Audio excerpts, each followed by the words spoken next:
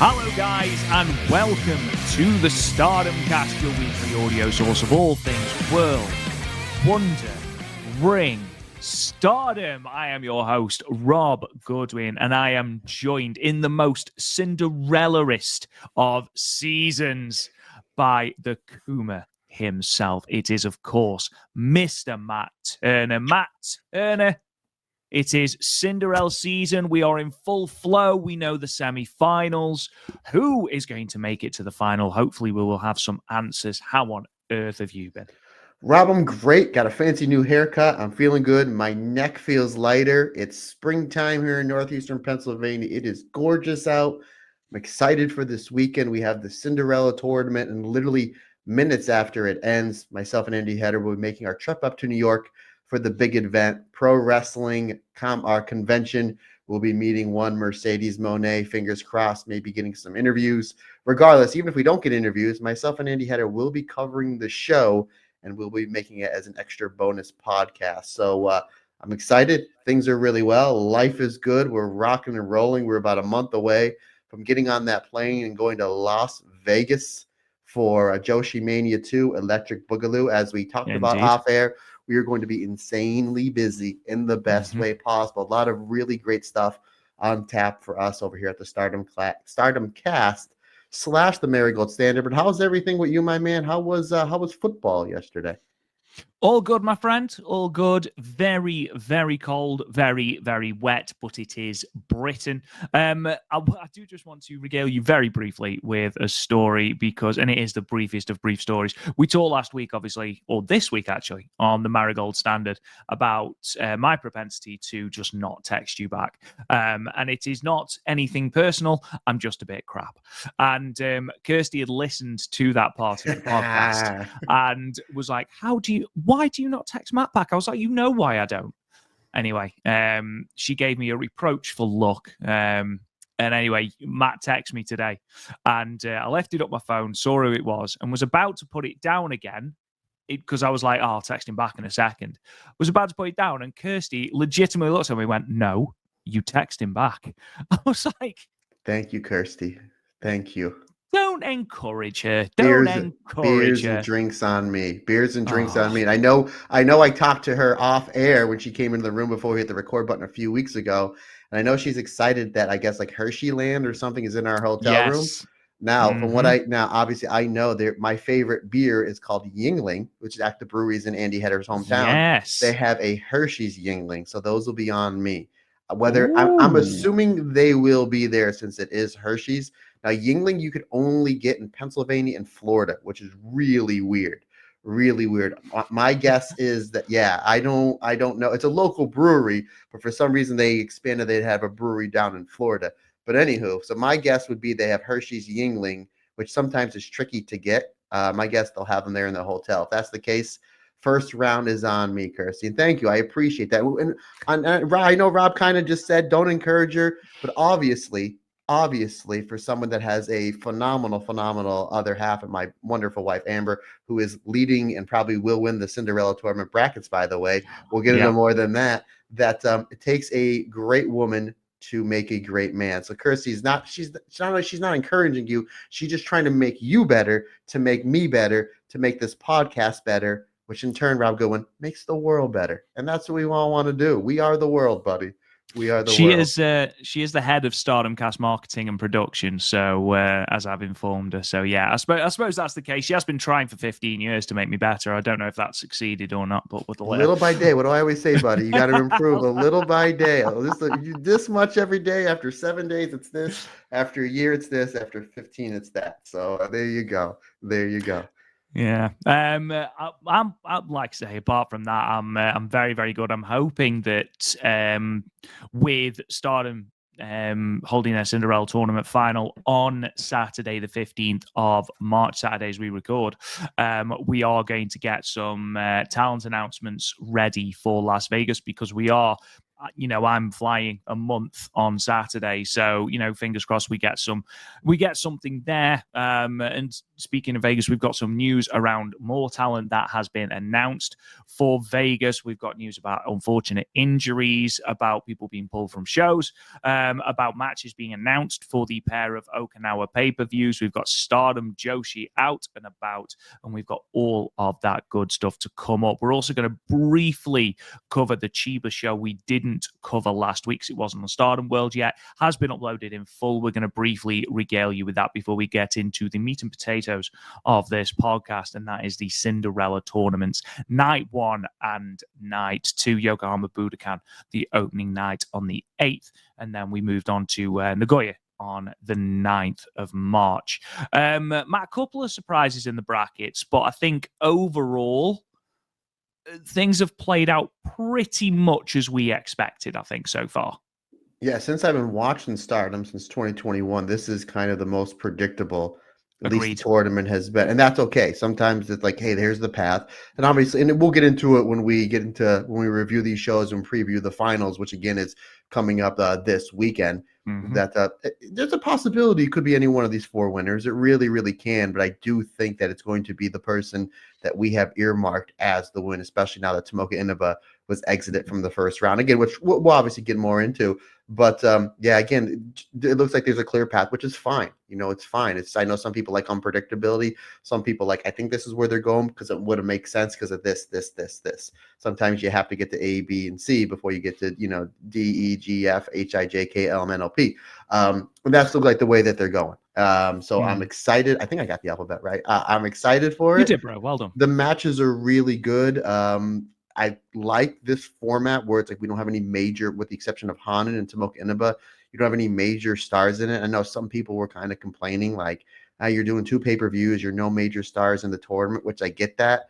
But I think they make up for that in the 5-star Grand Prix. I really, really do. And then the Tag League and then now the Unit League. So I like how this Cinderella Tournament, and hopefully this is the format they do, where it is just a breakout tournament. I like everything is done in 7 days, where one day you have the first round, the next day you had the second round, and then we're going to get the semifinals and finals. So I like the 16-person format, and hopefully this is a way that they stick with it. My only little gripe is I think you need bigger matches on there. Obviously, we know we're getting, so hopefully, we know Starlight Kid's injured, but we know we're getting a white belt match.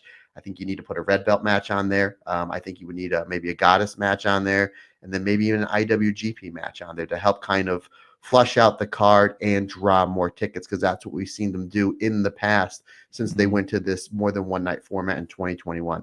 But ultimately, though, I really enjoyed both of these shows. Yeah, it's an interesting thought. I've seen bandied about on social media that if you're going to make it a breakout tournament, which I think everyone is in favor of, then why not hold it back at Korakuen? And go back to that format, which I must admit I'm not opposed to. I think that'd be great. It's something that, as big as the Cinderella has become, I think it is, when I said this back in 2021, I think it did rob the tournament somewhat of a little bit of its magic. Ironically, it's called the Cinderella Tournament. And you said rob, like it did Rob Goodwin, the tournament. Oh, ladies and gentlemen, we are rolling today, folks. Woo! So yeah, I even if it doesn't go back to its one night format, you could quite easily do this over 2 nights at Korakuen, say, which again is an idea I've seen bandied about on social media, and again something that I'm not opposed to. I think it would be a good idea, especially when you look at the number that they drew to Yokohama Budokan. And again, I think if you are to do that over 2 days at Korakuen, it sort of negates the need for a big match from your main event talent, and again, we'll get into all of that very shortly, because again, I do like the fact that we're down to 16 competitors. I do like the fact that it's a breakout tournament, and I do like the fact that it's not 4 or 5 nights spread over a month, which is what we had in 2023. When you talk about predictability this year, Jesus Christ, that was just the opposite. That was the year I very nearly had a coronary doing the bracketology. But before we get into all of that, before we get into all of the things that we have to talk about today, Matt Turner, batter up what is coming up this year? What is coming up this week on our Patreon? This year's a lot of stuff, buddy. We have a lot every week, every month. You know, you're going every year. Rod's get the expectations on me are high, guys. They're high. Not only am I going to tell you what's coming up on Patreon, I'm going to tell you all the other bonus episodes that we have dropped on the free feed this past week and what's coming up over the next week or so. But let's talk about Patreon. This past weekend, we hopefully got your Momo Watanabe fix in because we dropped not one, but 2 episodes on the Patreon feed. Is It Still 5 Stars? Where myself and Andy Header watch the finals of the 2021 5-star Grand Prix, Momo Watanabe versus Syuri. It's the first time Andy Header watching that match. You get to watch his reaction live, which is worth the price of admission alone. Absolutely. So we watched that to see if I still deem if it's 5 stars. And spoilers, of course, it is 5 stars. In my favorite matches in Stardom's history. We also do a matches with Matt where I watch a phenomenal match between Micah and Momo Watanabe from November 2023 in the tournament to crown the new Stardom heavyweight champion, red belt champion, from when Tam got injured and had to vacate the belt. And I haven't seen that match in about a year or so. And you want to talk about crowd reaction, Rob Goodwin. That crowd was molten hot for one Micah in that match with Momo Watanabe.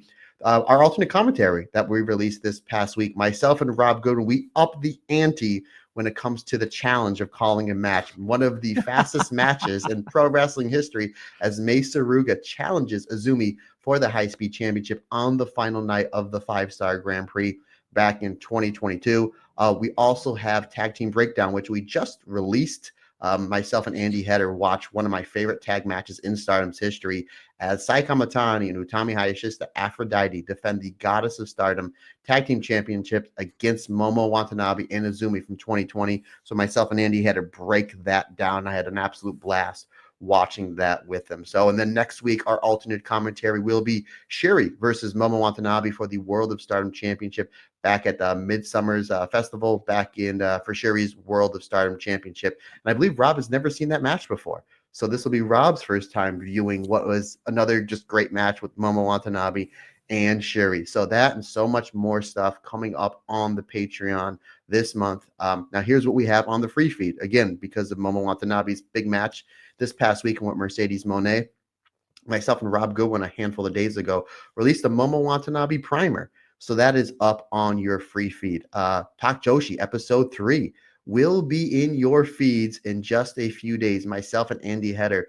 go back to Oz Academy from last month, and we look at the 2 great tag matches from the Angels of the Abyss show. So we talk about that, and then we also talk about the 2 phenomenal matches from this past weekend's AEW Revolution pay-per-view, the 2 Joshi/female matches with Mercedes Moné defending the TBS championships against Momo Watanabe. And we also look at that match/car crash between Toni Storm and Mariah May.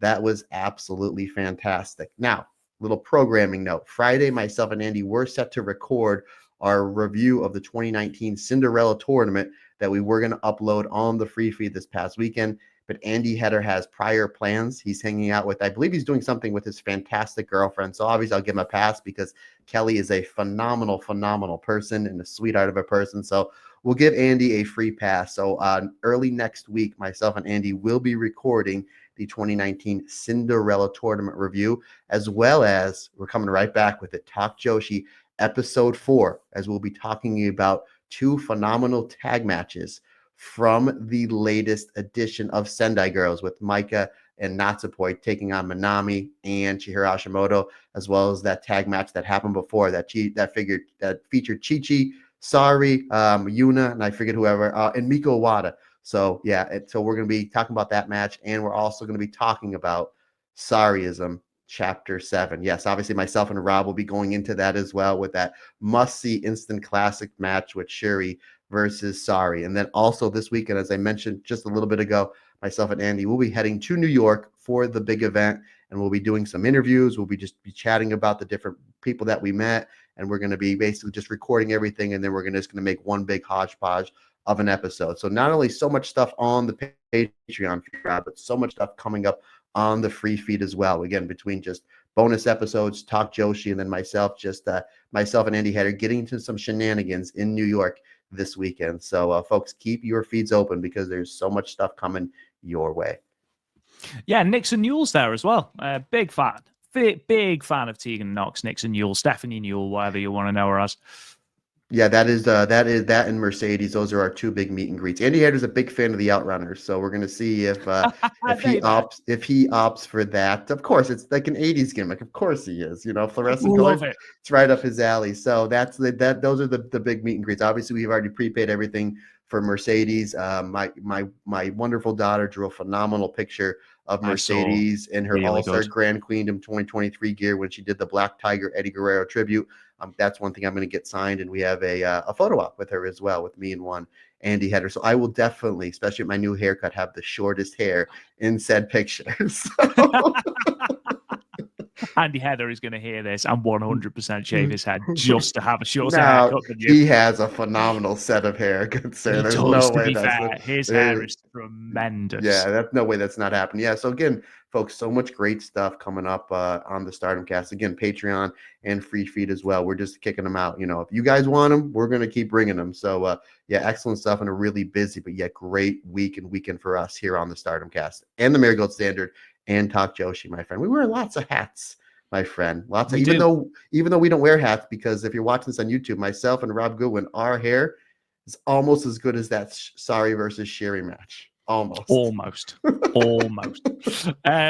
Just speaking of Patreon, I just want to give a massive shout out to Adam Hicks, who is our newest member of the Patreon. Thank you so much, Adam. We appreciate you, and we appreciate everyone that is subscribed to our Patreon. If that is something that interests you, if you can't get enough of the 835 episodes or whatever it is that me, Matt, and Andy drop on a regular basis, then you can go over to patreon.com/the Stardom Cast, where not only do you get all the episodes early and ad-free, but you also get a whole host of bonus content as well. You can check out everything that we do. It's all there, patreon.com/the Stardom Cast.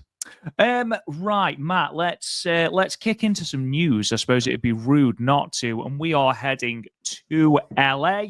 In the words of Dom Broco, come out to LA. We're going to the Crypto.com arena, which wins an award for one of the worst named venues in America, I would argue. But of course, we're going to the TBS Championship. Mercedes Moné versus Momo Watanabe. Lovely to see Momo Watanabe getting her big moment in front of, I think the final call was something like 11,000 people there in the Crypto.com arena. So great for Momo. She got a big reaction.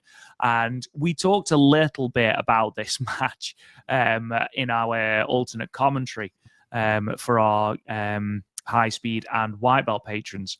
And we laughed a little bit because these two have obviously faced each other before at Capital Collision last year in August, I believe. And you said that, well, you observed that Momo perhaps was a little bit hesitant to hit Mercedes Moné as hard as she could, as hard as she usually would. And there was a moment where Mercedes clearly stopped, just sort of takes her aside and goes, no, you can hit me. I want you to hit me. And from there, we get the old Momo. That was not an issue in this match. In fact, one could argue Momo went a little bit too far because, goodness gracious me, she punted Mercedes Moné around this ring like a rugby ball. There was one moment where she's hitting these buzzsaw kicks, and you can hear the commentary team going, oh, okay, they're a bit still. Oh, God. And then she delivers one, and it cracks Mercedes Moné right in the jaw. And it's a proper no-pulled kick, full on in the face. The commentary team's reaction was absolutely brilliant. And everyone that watches Momo was just like, yeah, she does that. Hurts when you face Momo Watanabe. It was a really good match. Thoroughly enjoyed it. They gave us a lot of time as well. Over 18 minutes. It was one of the longer matches on the show. Unfortunately, it looks like Momo Watanabe sustained an injury during the closing stretch of the match. She misses the top rope tomato, lands a bit funny. She's able to finish the match because they pretty much go straight into the what does she call the bank statement now? It's not the bank statement. It's the money maker into the bank statement, which is the same combination of moves she used to beat her back in the summer, back in Washington, D.C. I don't know the name of that because she hasn't been using it that much, and I think she should. I think that's one of her best moves. I'm Is just it going to the keep bankrupt or something? I It's something. I It's forget. something to do with money, anyway. Obviously, but yeah, I thought it was a good match. I thought it was perhaps a little bit better than their Capital Collision match. It's such a shame for Momo to get that injury. Apparently, she was helped to the back. She has been announced for the show on the 15th, and that card only dropped. It was either early this morning or late last night. So clearly they've got eyes on Momo. Hopefully it was just a little bit of a turn of the ankle or something like that. Obviously, we're going to be talking a little bit about Natsupoi a little bit later on. She's had something similar. But overall, Matt, it was given time, and that was what it needed. Yeah, kind of two little things that we were kind of going in. We knew it was going to be a great match. Momo Watanabe, world class. Mercedes Moné, as great as she was as Sasha Banks, she's putting on better quality of matches. And I think it's because of two main reasons. One, she's allowed to do the freedom that she can, that she can pretty much do what she wants and she gets the time. And two, no disrespect to anybody in WWE at that time, all great world class wrestlers. She's wrestling better wrestlers. Mayu, Azumi, Hazuki, Mina Shirakawa, so on, Momo Watanabe, so on, so forth. It's the cream of the crop. It's the best of the best. So we were like, I wonder if because of everything going on, like how built up this card was with Omega and Takeshita and Ospreay and Fletcher and Adam Copeland, now known as Cope, and John Moxley, like how much time is this match going to get? And 18 minutes, I think it was the second longest match on the show. I think Takeshita and Omega is the only match that got longer time. Ospreay, it was the second longest match up until those last three matches. So Ospreay Takeshita went 28. I think Ospreay. Omega Takeshita. Sorry, Right? Takeshita Okay. Omega I just want to make sure 28. I have it right. I want to make sure I Yeah. have it right. Go ahead. Ospreay Fletcher went longer, and then obviously the main event went longer. But until that point, there was only MJF and Hangman that had gone longer.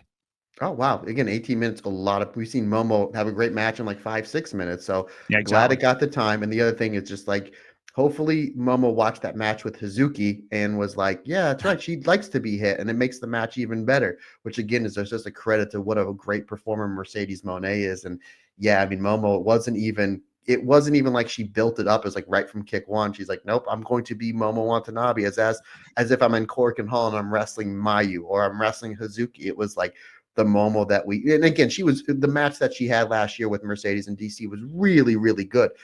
And like I said, it was just the point that I brought out. Like she didn't really bring the fire towards the end where I think Mercedes might have been like, no, it's okay. Like I want that to happen. And again, I could be wrong, but regardless, where Momo's just like right from second one, they were going at it. I mean, this match had really great heat.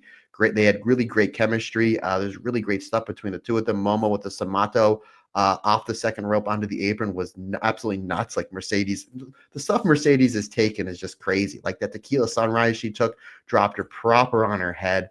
That was a thing of beauty. The power bomb thing that they did when Mercedes blocked the B driver on the apron, and then she did a sunset flip power bomb, smacking Momo Watanabe right on the floor there in Los Angeles. Just really great stuff. A great finishing sequence. But yeah, those kicks rang true. They really did. And when I walked in to my comic shop on Wednesday to do our usual AEW NXT conversation, my one buddy's like, I don't know if I've ever seen anybody in AEW get hit that hard that a weapon wasn't involved. And I was like, oh no, there was a weapon involved. It's Momo Watanabe's legs and kicks. Those are one of the most lethal weapons in all of wrestling. I mean, she properly, booed at Mercedes, and give Mercedes credit. She fed for it. She bumped for it. She sold for it. It was just like she was there to make sure that match got over. And again, Mercedes Moné, I know even though she's undefeated, and a lot of people are like, oh, she hasn't lost yet since she's been AEW, which one, she's a big star. Two, I get, but three, everybody is progressing even on a loss, which is a credit to Mercedes Moné. She knows how to beat people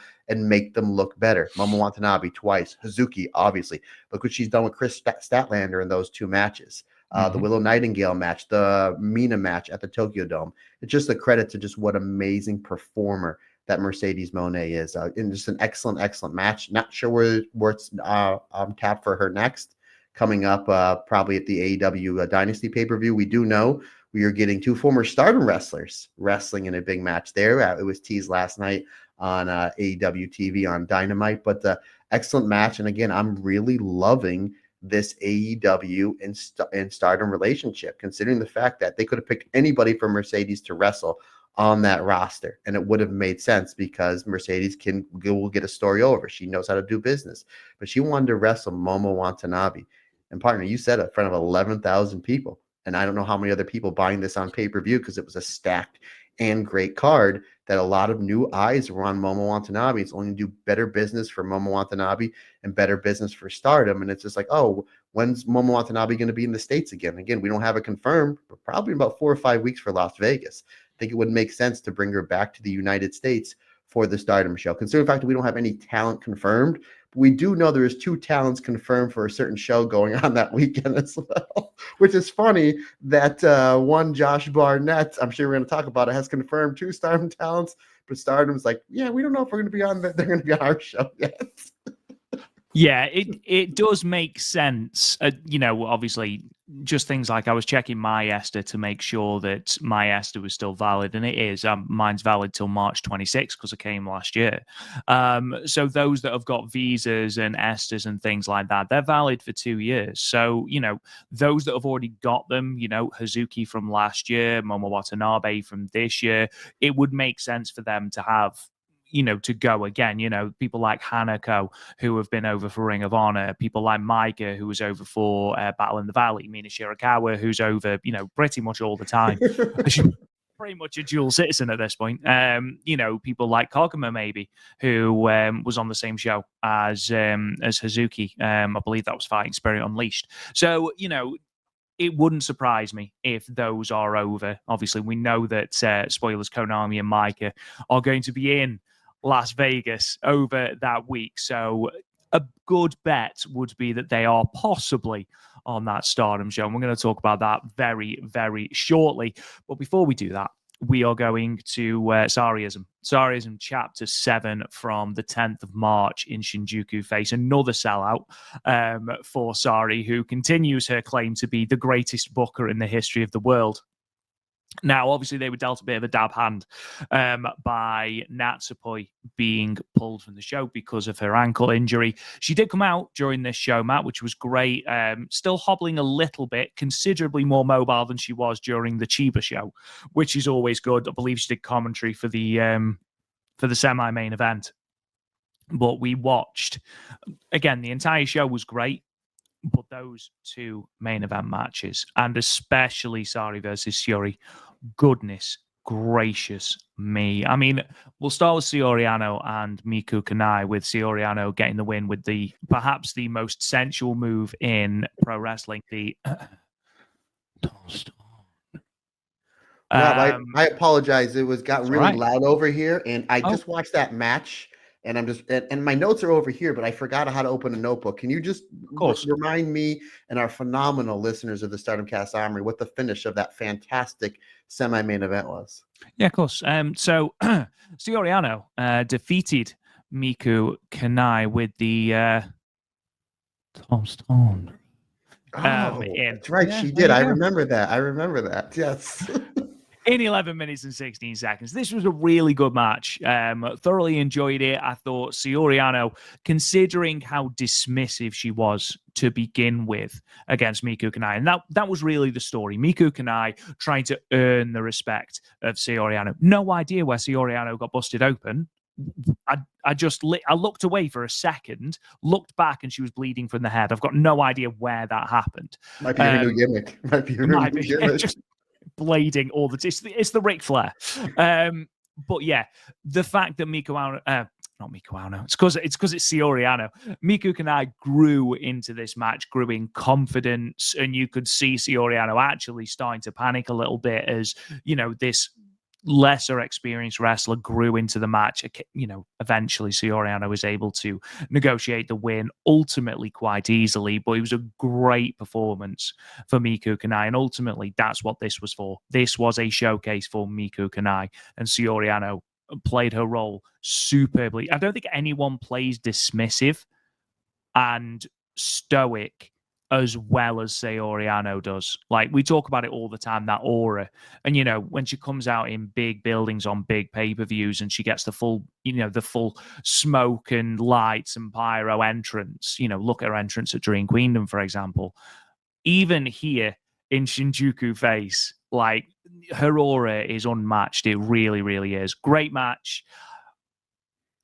Best on the show until the main event. Yeah, again, this show was really really good, and that's what the Sareeism shows are. They're not that long. It's all about like your final two matches, especially the main event. One thing I know is obviously Natsupoi comes out, got a great reaction. She did, yeah. She did ring announcing, and she got streamers. Somebody threw like one strand of streamer at her. I thought that was nice. Nice little respect for Natsupoi. She just seemed really happy to be there. You can tell like she's on a heck of a run. It's been on a heck of a run for quite a while, and just and it's something we'll talk about briefly when we talk about that show from the 2nd of March, because that's where the injury clearly happens. But you can just see that she's happy to be there, and she was hopping along pretty well. Like she got along, she wasn't on crutches.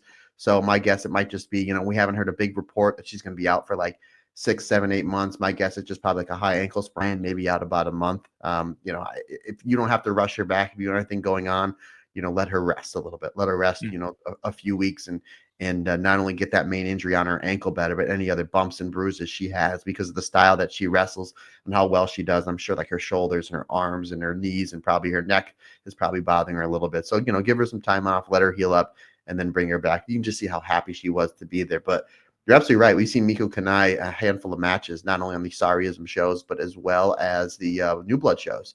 And she's somebody that is really, really good. And Soriano did a good job of did not do a good job. Pardon me. She did a great job of making Miko Kanai look really, really good. I mean, obviously, Soriano, as you mentioned before, she comes out, like they get some really great chain wrestling. And then the first thing that happens is like Soriano just boots her right in the face. Like I was like, oh boy. 3 times. Yeah. 3 times in a row. Yeah, I think Sareee said that, hey, the theme of this show is everybody hit each other as hard as possible, because that's what we're doing in the main event, which we'll get into in a few seconds, because, yeah, she boots her, but Miko Kanai comes back here, and Soriano properly sells, she properly bumps, feeds, and then there's a string of close 2 counts that Soriano kicks out at the last possible second. And I've seen Miko Kanai do this a couple of times where she comes off the top rope with a sunset flip, and she flips from one corner to the other and then finishes with the jackknife pin. Like, that's insane to do that like 9-10 minutes in a nonstop match with Soriano and to still have that much cardio to get that off that perfect. Just absolutely brilliant. But yes, eventually it is again, I could put Soriano's German suplex up there with Utami Hayashishita as some of the best in wrestling. And then, as you mentioned before, partner, which I'm glad you did remind me, the finish of the Tom Tandra puts away Miko Kanai. Phenomenal match, folks. And again, myself and Andy Header, in about a week or so's time, we're going to be reviewing that entire show on Talk Joshi episode 4. But that just set the tone, my friend. That set the tone for maybe, and I definitely want to get your opinion on this, maybe the best main event in the history of these Sareeism shows, which is saying a lot because we've seen some really, really good ones. Really, really good ones. And this one took the cake. This one took the cake. This one took the whole bakery, Rob Goodman. That's what this one did. I mean, what I liked was the fact that there was a gap between, so there was like an intermission between the semi-main and the main event. And rather than just having like a placeholder image or anything like that, they played quite a substantial part of the main event of the previous Sareeism show, which was Sareee versus Meiko Satomura. They've been doing that on a lot of them before, like the one with Meiko Satomura.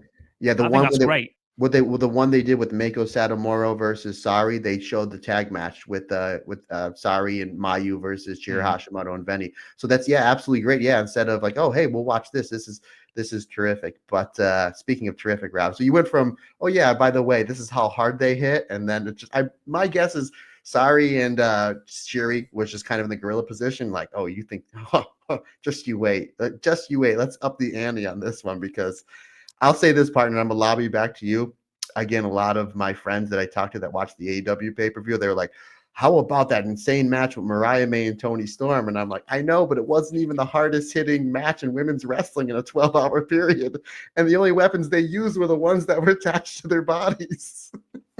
It was brutality personified. Like, let's start with the fact that it has been far too long in Stardom since we had Big Match Syuri. And good God, she can just turn it on, can't she? Like, the moment she walked through the curtain, there was just a different feel to her, which was awesome in itself. And then, obviously, Sareee comes in. I don't know whether it was completely new gear, but I think it was new gear. Obviously, huge ovation when she comes out. And then there was this huge buzz of anticipation. And the moment that Syuri snapmares Sareee for the first time and kicks her in the spine, the crowd lose their minds. And then it just continues and continues and ramps up and up and up. And basically, it just becomes a game of who can kick the spirit out of the other one first. Syuri trying to just blitz Sareee. Sareee trying to blitz Syuri's arm repeatedly and attacking that arm. And then the leg, really going for it. Those Uranagis were absolutely brutal, especially that wrist clutch one, the last one, where she literally dropped Syuri on her head. There was no two ways about it, just right on her head. Some of the stuff these two women were doing should be classified as a grade 2 felony. Like, it was absolutely just, I'm watching it open mouthed. And you sum this up perfectly because you actually saw this match before I did. On Monday when we recorded the alternate commentary, and you said it goes to a 30-minute time limit draw, which I did know anyway, but at no point does it feel like, in fact, you looked down, it was like, oh my God, this has gone 28 minutes or whatever it is.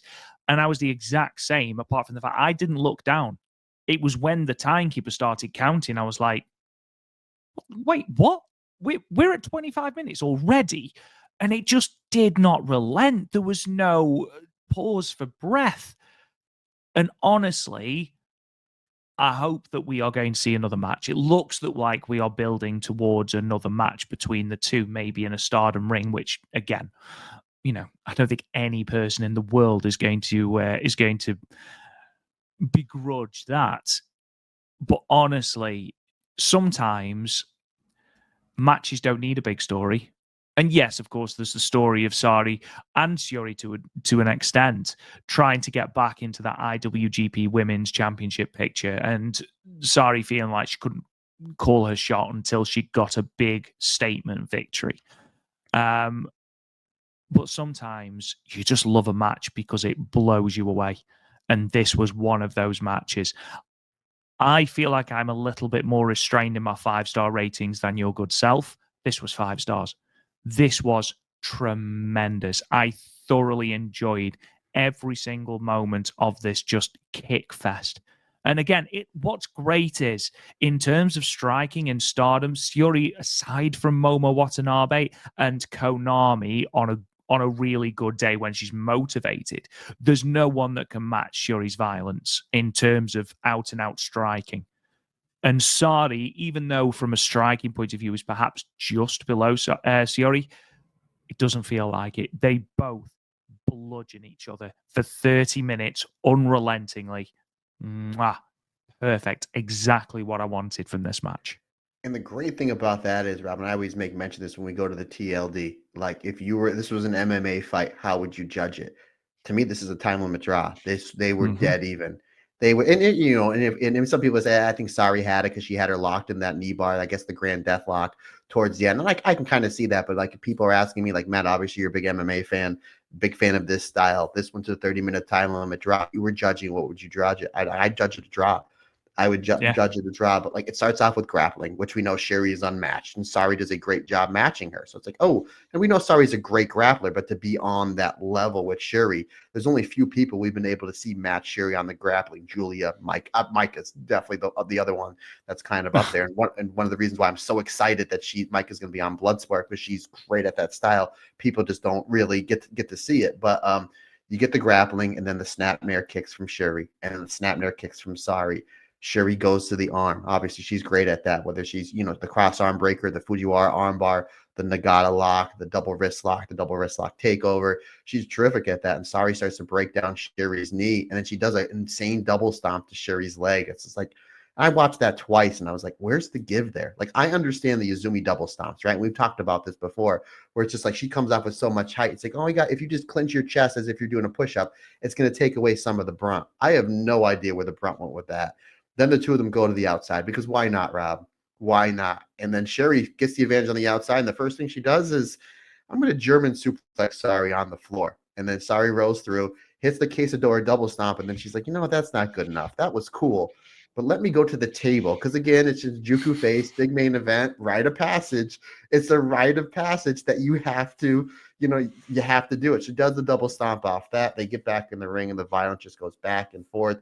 Again, Sareee goes to the top rope, and she slaps her in the face, double wrist lock takeover. Great stuff there. Sareee gets the advantage. She hits this insane missile dropkick, and it's a combination of the force she hit it with and the cell that Syuri took, that she just happens to roll to the floor, roll to the little rampway. I'm like, we were just on the outside before. Let's give this side of the crowd something to watch. And Syuri just dominates Sareee. They go into the chairs, and then she gets on top of her, and a full mountain starts raining down forearms on the ramp, because why not? And then they go back and forth. Sareee hits an insane headbutt like this. I mean, there was some headbutts, but that first headbutt, that first and one, it got the big ooh. And then as Syuri tries to go back and sell, Sareee grabs her by the head. It's like, oh, I'm not done. Carries on. I'm not done. She carries on with it. And then Syuri fires off a flurry of forearms, hits a head kick. Sareee hits the Uranagi. Syuri with another head kick, and was just like, you know what? I'm going to throw that headbutt too. Her headbutt wasn't as stiff as Saree's, but it still was there. And then Sareee goes back to the leg, like when she realizes like there's nothing that she can do to defeat Syuri, because Syuri's in big match Syuri mode here, and Syuri's pouring on the violence. She goes back to the leg, which makes sense. They do a great job when she locks in the Grand Death Lock. Syuri selling here is unbelievable, which we don't really say that much with Syuri, because we don't really get the opportunity to see it that much, because she's such a badass and such a killer, and the crowd is molten hot for not only this whole match, but especially those last 4 or 5 minutes. And again, I knew this went to a time limit draw because I didn't watch it live, and I had spoiled, which was fine. I didn't mind, but I was like, this is a match that needs to go to a time limit draw. We always say, like, sometimes in Joshi, the time limit draws are overused. Sometimes they fit perfect, and this was perfect. They do a promo afterwards that they're both not done. They're both chasing the IWGP. Rob, where do you think this is? They're definitely going to have a match. My guess is in Stardom. Where do you think this goes? And neither of them the IWGP champion. Mayu is. So kind of, and again, we're on contract season here. And between, again, we don't know anything, nor do we want to know anything. And again, if we did, we're not going to stooge it off, because that's not what we are. But between Mayu last year saying she's retiring from the 5-star Grand Prix, and Victoria Tom Holland Yuzuki basically kind of coming out and saying that she's probably going to have a match with Mayu soon, where do you think this is going? Because I kind of have an idea, and I kind of want to hear your thoughts, and then volley back to me. It's an interesting one, isn't it? Because you imagine that if Mayu's contract is up and she's not renewing, we've got until May to basically get the IWGP Women's Championship offer. Now, the unfortunate thing is that we have the Okinawa pay-per-views. It's not going to happen there. Obviously, you would point to Yokohama. You know, your big arena show, the one you want to draw 10,000 tickets to. Mayu in a big IWGP Women's Championship match is a must. How do you get a number one contender between Syuri and Sareee before that show? Now, do you have Syuri versus Sareee at Yokohama with the winner then challenging Mayu? I mean, I don't know what the pay-per-view following the All-Star Grand Queendom show is. I think there's one in Fukuoka during Golden Week, but that's what it usually is. That's what usually follows suit, because they're already hyping that Maika, Kagama, and Hazuki are going to be very big fixtures on said show, like they are every year, and rightfully so. Yeah. No disrespect at all. I don't see Mayu dropping the IWGP Women's Championship in Fukuoka, you know, on a Golden Week show. I could be wrong, but that feels like, you know, she's held it for nearly 700 days now at this point. I feel like it's a big moment. And again, it does all depend. If she does resign, then there's no hurry. But I feel like with this story, you know, this story of Sareee sort of going through a little bit of a redemption arc somewhat, it's building towards her taking the IWGP Women's Championship. It's a good question as to where it happens, because again, I'm automatically drawn to Yokohama, because we know that Sareee isn't in Vegas. We know that she's not going to be in Vegas this year because she's at the Fortune Dream show. So we know she's not going to be in Vegas, so it can't happen there. What are your thoughts? Where do you think it happens? I got, you know, you made mention that their contract's up in May. I thought it was March. I know that she had like a mixed contract because of the movie, but I thought everything ended at the end of March. So my thought was she's got to drop that belt in the next, again, if she's leaving to go to the Marigold, TNA, WWE, World Class Championship Wrestling, yada, yada, yada, so on and so forth. My whole thing was, again, I thought the contract was up in 2 weeks. And it's just like, well, we have the Okinawa shows coming up, but she's got a tag match there, which obviously we'll get into, which I'm really excited for. So it's kind of just thinking about this just on my drive home today. It's like, obviously Syuri and Sareee, there's everybody wants to see that rematch and wants to see it soon because of how great that match was. They're talking about IWGP. If Maya's contract is up in 2 or 3 weeks and she's not re-signing and we don't have a real big plan for her to drop the belt, maybe out of respect for Mayu, she doesn't and she vacates it. And then it's Syuri versus Sareee for the vacated championship belt in Yokohama. However, my guess is even if Mayu does want to leave to go elsewhere, that they're going to try to get her to at least stay to get to Yokohama because they want to do 10,000 tickets. So obviously we have Tam and Saya Kamatani, and the show's selling really well. My guess is like, hey, just see us out until we'll pay you on a per, handshake deal, old school. Get us to Yokohama, and then we'll go from there. My guess would be, since Cork and Hall has been getting a lot of special stuff, my guess is on that Cork and Hall, which I believe is on the 2nd of April, there's your number one contenders match with Syuri versus Sareee. The winner takes on Mayu. Said winner beats Mayu. Now, again, if Mayu does resign, then it's like you still can do that, sure, and maybe give Mayu a run at the Wonder Belt or the red belt, or have her and Momo make a run at the Goddess. There's so many different ways that you can go about it, but it's exciting because the 3 wrestlers that we're talking about in the IWGP is obviously the IWGP champion, the great Mayu Iwatani, Syuri, and Sareee. So it's just like any way you slice it, Rob, it's going to be great, and it's going to do great business for Stardom because that rematch absolutely has to happen in Stardom. And then thinking in Shinjuku Face, I think they can only get a little under 500, right? I think that's the max capacity because I know we've seen Marigold sell it out, we've seen Sareeism sell it out, we've seen Stardom sell it out at the quarterfinals of the 5-star Grand Prix, and I think it's like right around 500. So if they do this in Cork and Hall, they can probably triple. There's no way that's not going to do 14, 1500, and it's going to be even louder because there's so many people. So my guess, that's a possibility. We know we're getting a rematch, Rob. I'm excited for it, and it's going to happen in Stardom and Stardom proper. It has to.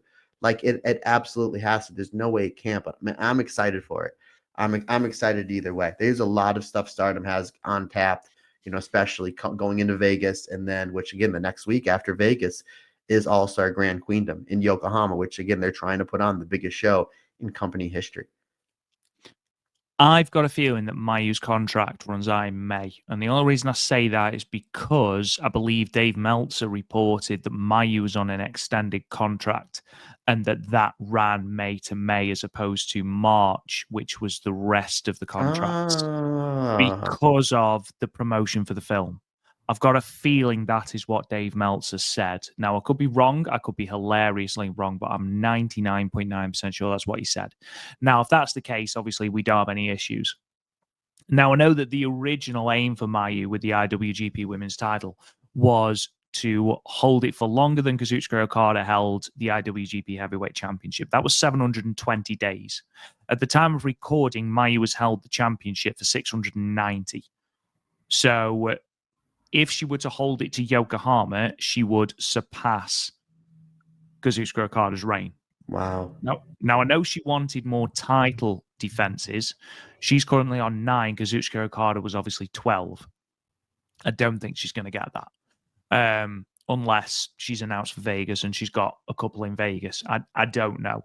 I am leaning towards Yokohama being the place where Mayu drops it. I think she should lose it as opposed to vacating it. I think it's a big moment, especially as she will have held it for over 700 days. Whether it's to Sareee or to Syuri, whoever it is, they're a great advocate for the championship. We're the winners, aren't we, as the crowd? I personally would probably go for Sareee as opposed to Syuri, but that's only because of international recognition. And, you look at the work that Sareee does, in different promotions. She's literally in every Joshi promotion possible, and she wants to make Sareeism an international thing. We've seen that she said she wants to do an American chapter of Sareeism. So, that could be something as well. See the IWGP Women's Championship defended on these Sareeism shows, perhaps. I don't know. It's very, very exciting. But that match as a standalone match, fantastic. Go out of your way to see this match. Tremendous. Rob, real quick, buddy, you said that, and again, you said you may have your facts wrong, which happens from time to time. You said Dave Meltzer reported that. Is that the same Dave Meltzer that gave 2 Stardom 5-star matches in a course of about 2 or 3 weeks? That Dave Meltzer? What's up? Yeah, Dave Meltzer, who apparently apparently has just completely flipped his lid on Stardom recently. Yeah, 2 5-star matches. Obviously, Saya Kamatani and Tam. The loser leaves Stardom match is now officially 5 stars in Dave Meltzer's book. And the Artist of Stardom Championship between Neo Genesis and Cosmic Angels is also 5-star matches. So Tam Nakano is 2 5-star match Tam. So there you go, Matt. 2 more than Kurt Angle. Rock and Hogan WrestleMania 18. I was there, and it was so loud I couldn't hear Jeff to the left of me. That didn't get 5 stars. Shawn Michaels, Undertaker, 2 classic matches. That didn't get 5 stars. Tam Nakano, 2 5 stars. Not a problem. And it's nice to see that, in all seriousness, that they kind of almost broke Meltzer's glass ceiling. So really excited. And I believe the Observer comes out with their star ratings tomorrow. So I'm excited to see what Syuri versus Sareee got. And to see, obviously, Fletcher and Ospreay is going to get 94 stars, and as well as 100%, as well as Omega and Omega and Takeshi. I'm interested to see what he gave Toni Storm and Mariah May, because again, me and Andy, it'll be dropping your feed this weekend. We reviewed it, and I think he asked me, "What was your star rating?" And I'm like, I don't know how to rate that match. It was the perfect. Carnage. It was the perfect match for that story. Like it was literally the perfect ending. But it's just like for someone who likes what we just saw, it's that Sareee and Syuri was carnage in a completely different way, So, and that's the great thing about pro wrestling. It's whether it's vanilla, chocolate, cookies and cream, it's all ice cream, it's different flavors, and you can enjoy it all. Sometimes you mix them all together in one big bowl, Rob. Sometimes that's what I do. I'll take the cookies and cream, and I'll take the chocolate and the vanilla and the strawberry and the pistachio. Sometimes I'll mix it all one big bowl, and then guess what happens? I enjoy it. Then I got to do extra cardio the next day. Like an absolute savage. Moving on then. Obviously, you've already mentioned, Matt, Bloodsport. Las Vegas is going to be home of Bloodsport Thursday, April 17th at the Pearl Theatre at the Palms. And we know that both Micah and Konami have now been announced for that show, alongside Miyu Yamashita, Jonathan Gresham, Zack Sabre Jr., and WWE's Natty Neidhart. It's going to be a great show. I've just had a look at WrestleTix, and currently Bloodsport is the second most well selling, should I say, of all the collective shows, with TJPW just behind it. The highest is the Joey Janela's Spring Break. But there's still tickets left for Bloodsport, still quite a few tickets left for Bloodsport. 684 tickets sold, and that was 7 days ago. So I imagine it will be upwards of 750 now. I would have thought it's set up for around 2,000. So still plenty of tickets to go and see. And again, this is a wrestling show where you're going to see Stardom's Konami and Micah in a completely different light. And I'm really intrigued. Like, we've seen Konami in this position before. We saw her in Bloodsport Bushido, I believe it was called, where she took on Maya Fukuda, who of course we know as Kyoko Katatsu, now in Stardom, beating her at Bloodsport Bushido. Micah, though, is a really interesting one because she is a legit judoka. Like, she is very, very good. I believe she's won competitions and everything. And I don't feel like we see that very much in Stardom. So that's something I'm obviously excited because it's Micah, and Micah's fantastic. I'm really excited to see how this shoot style of Micah differs to the style that we see in Stardom. I'm excited to see Konami, and I feel like Konami's wrestling style is more akin to her shoot fighting style, and we've seen the UWF rules matches with Syuri, where she's done really good work. Her match with Maya Fukuda. I'm really intrigued by this Micah, and I think it's a great addition. I'm really excited to see what she does. It wouldn't surprise me if we see Konami versus Micah on this show. Yeah, a lot of, I saw it and I was obviously super excited. Obviously, Konami in there and Micah as well, because her shoot style is something that we really don't pay too much attention to. And again, watch those matches with Syuri. The grappling is, and I understand it's work grappling and whatnot, but she's really, really good. And there is an extensive research on, if you do your extensive research on Micah, she's a legit shooter. And she has won matches with the Kata Hajime, the Taz mission before, which is a judo choke. But I remember me and Andy Hedder were working a show in the summer. And a mutual friend of ours came as we're getting ready for the match and said, this is right when the Julia big craze on NXT was going. He said, boy, this Julia she's something else. She's something else. She's Joshi. She really know how to get over in the States. And I said, yeah, she's really good. Stardom, obviously Kyrie, EO, so on and so forth.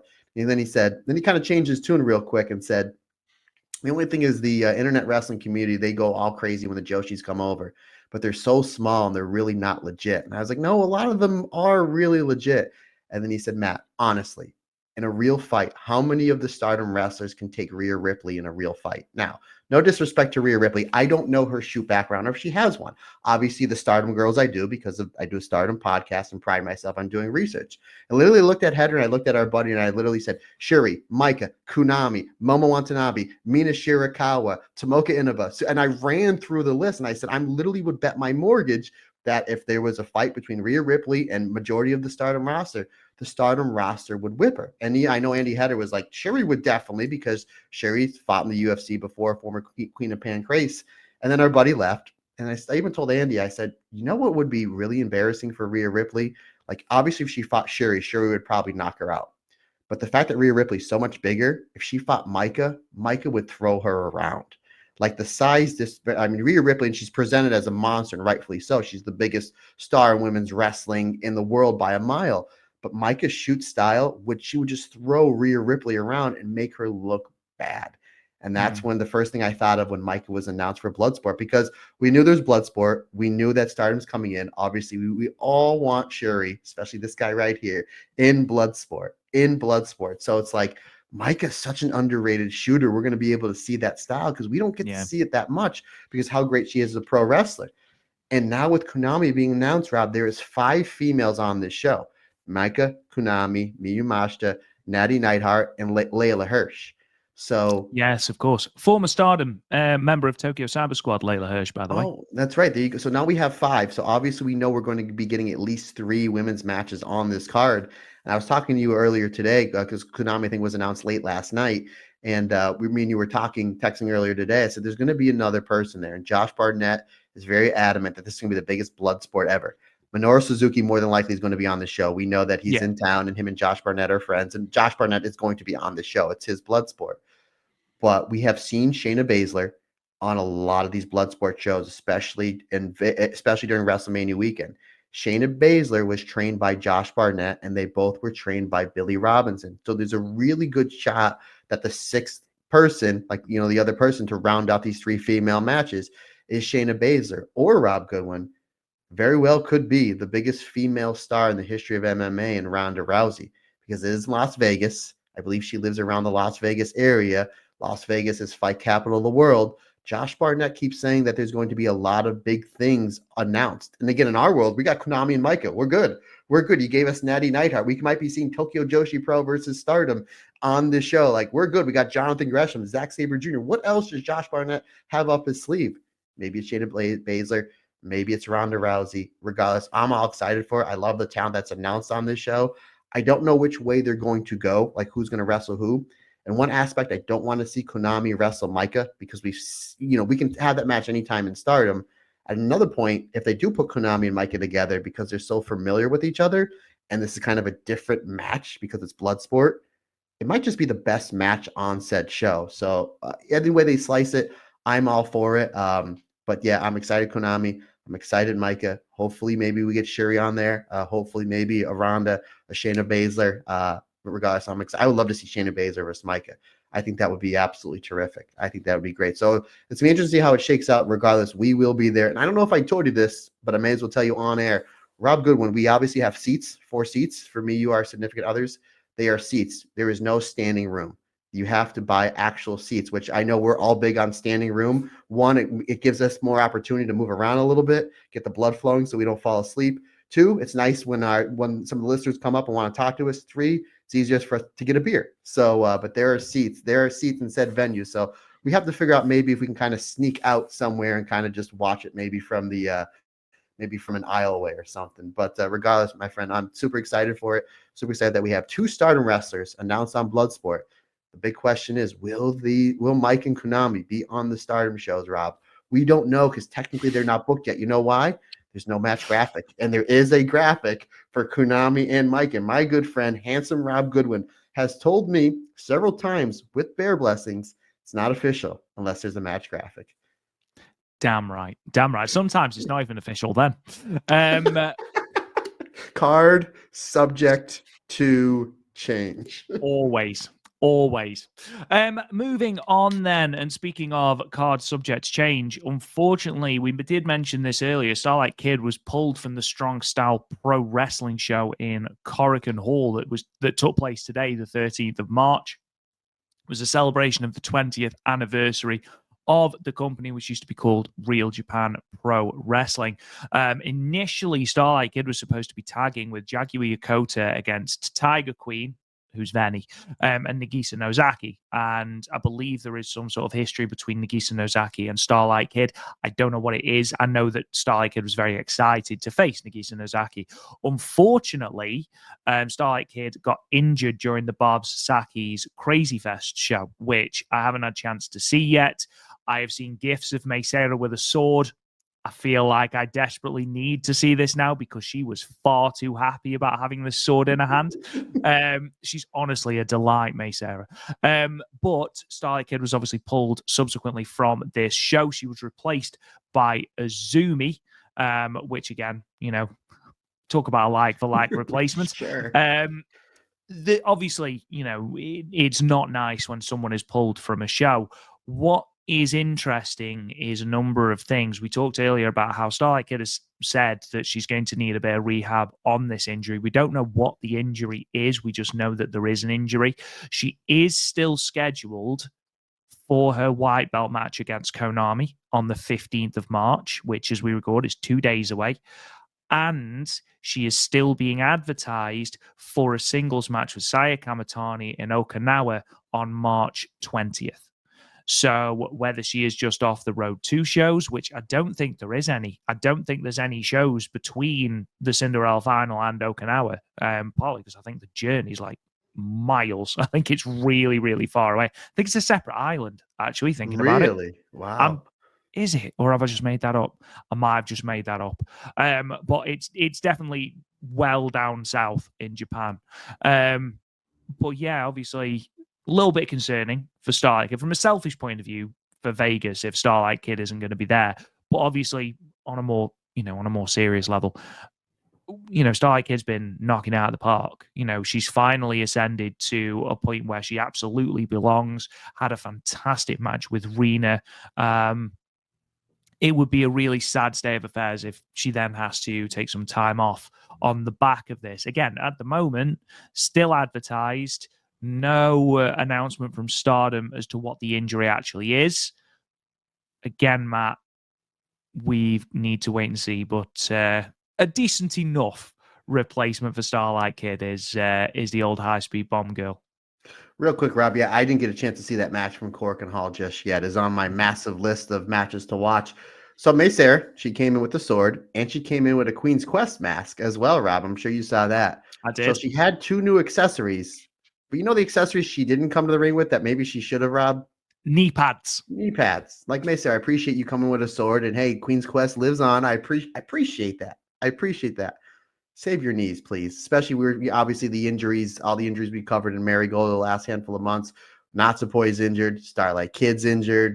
So it's like, please save your knees, Mei Seira. But in all seriousness, yes, we wish Starlight Kid a speedy recovery. You're right, though. They have not mentioned what the injury is. So hopefully maybe she's just a little banged up, very much like Yeah. how Julie is.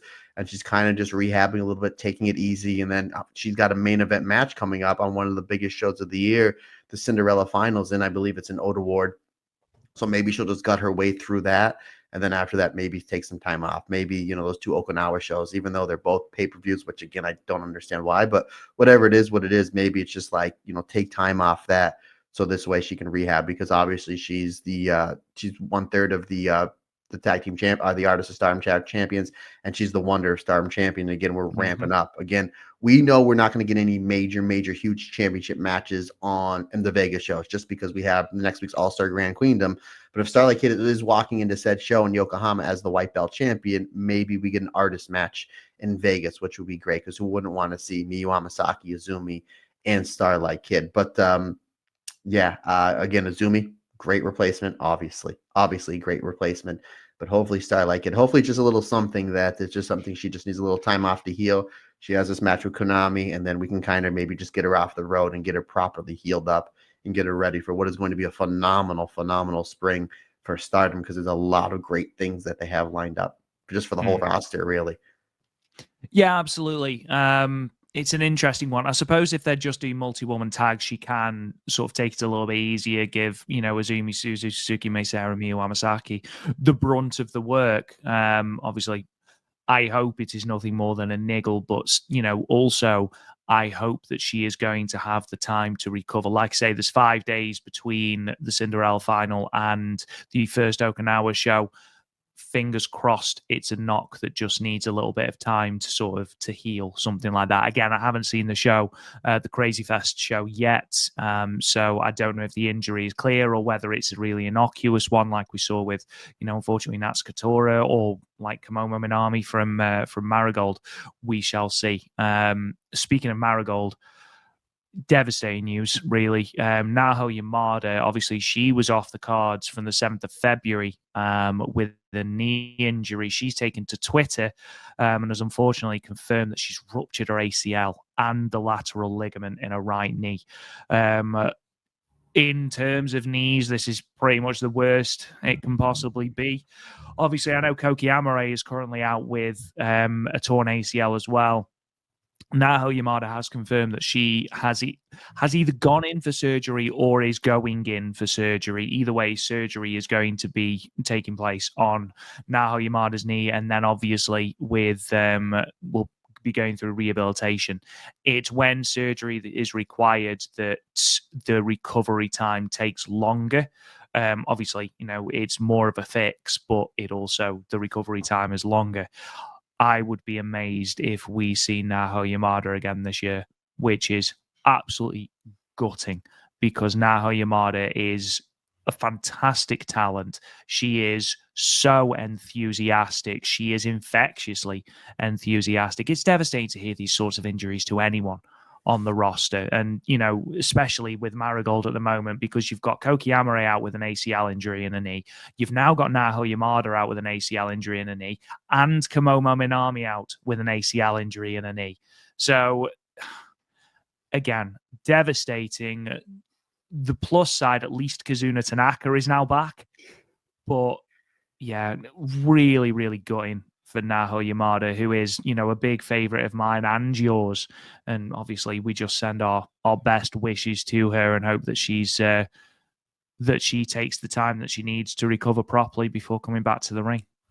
Rob, speaking of knee injuries, quick shout out to my personal friend Brad/Bruno, my favorite opponent ever, as he just had knee surgery just the other day. So it must be something going around in the world. Yeah, he should have had that knee surgery 4 or 5 years ago, but God bless him, he just kept working on it. But I didn't know that until you told me right before we recorded. Obviously, I know she was out with an injury. So you did say it was like one of the worst knee injuries you can have, and that can be something that could be up to a year on recovery. You mentioned Koki Amare, Ami Sori. I mean, it's just, we just see them kind of, Xena, her knee as well. So it's quite a few. So everybody, it just seems to be something going around. You be careful, Rob, because again, we're flying out to Vegas in about a month's time. So you just be careful playing that, what we call soccer/football. Not only that, but just be careful going up and down the steps. Because I remember a couple years ago, you injured yourself going up the steps. So just be careful, buddy. Be careful. I wasn't going up the steps. I was going down the steps. Oh, no, my Gorilla Monsoon reference. Oh, excuse me. And just to be clear, it wasn't my fault. It was Fred's fault for looking through the banister and meowing at me. What did he expect me to do? I obviously looked up and meowed back, obviously, because that's what you do when you have cats.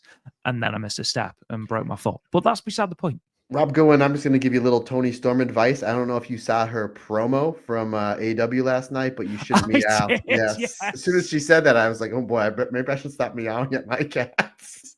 Obviously, stuff we cannot say on TV. And by the way, I am super excited. Me and Rob will be meeting Tony Storm at WrestleMania. We will, yeah. So excited for that. I'm gonna have to ask her about that Stan Hansen promo. Stan Hansen promo is one of my favorite promos ever. It's brilliant. I have so many questions for her. I mean, I feel like we need to dress in black and white. Anyway, moving on. We've mentioned Okinawa a couple of times. Stardom are running Okinawa for the first time since 2016 on the weekend of the 20th to the 22nd. On the 21st, there is a signing and a meet and greet sandwiched between the two shows. Both these shows are pay-per-views. Again, we've both said we don't understand why they're pay-per-views, especially when you've just had 2 nights of the Cinderella as pay-per-views. Then you've got presumably the 2 shows from Vegas are going to be pay-per-views because they're going to be through Triller TV. Presumably that's what American Dream in the Keystone State was. And then you've got the Yokohama show as well, which means that you've got 7 pay-per-views in less than 2 months, which is ridiculous, absolutely ridiculous. And I'm sure we didn't have this last year. And I know that we complained about the amount of pay-per-views we had last year. I'm sure we didn't have this level of pay-per-view last year, but I might be mistaken. 2023 was bad. 2023 was awful. Especially during the 5-star and after the 5-star. And they definitely made it up last year in 2024, where I think only the first night and the last night were pay-per-views, and they were well worth it. That was great, yeah. I don't mind the opening night and the final night being a pay-per-view.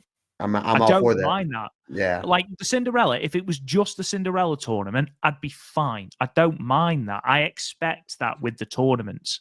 But yeah, these Okinawa shows, I've got no idea why they're pay-per-view. It makes absolutely no sense, especially, again, as you have got 2 pay-per-views coming up in Vegas. Anyway, by the by, they're going to be in the Okinawa Convention Center. One match that has been announced for the Sunday show is a Goddesses of Stardom title match. Matt, this is going to be very, very good because Wingori are going to be making their second title defense, having opted to choose Peach Rock as their new challengers, Mayu Iwatani and Momo Kogo. Momo Kogo's first ever challenge for the Goddess of Stardom belts. Mayu's first since 2021.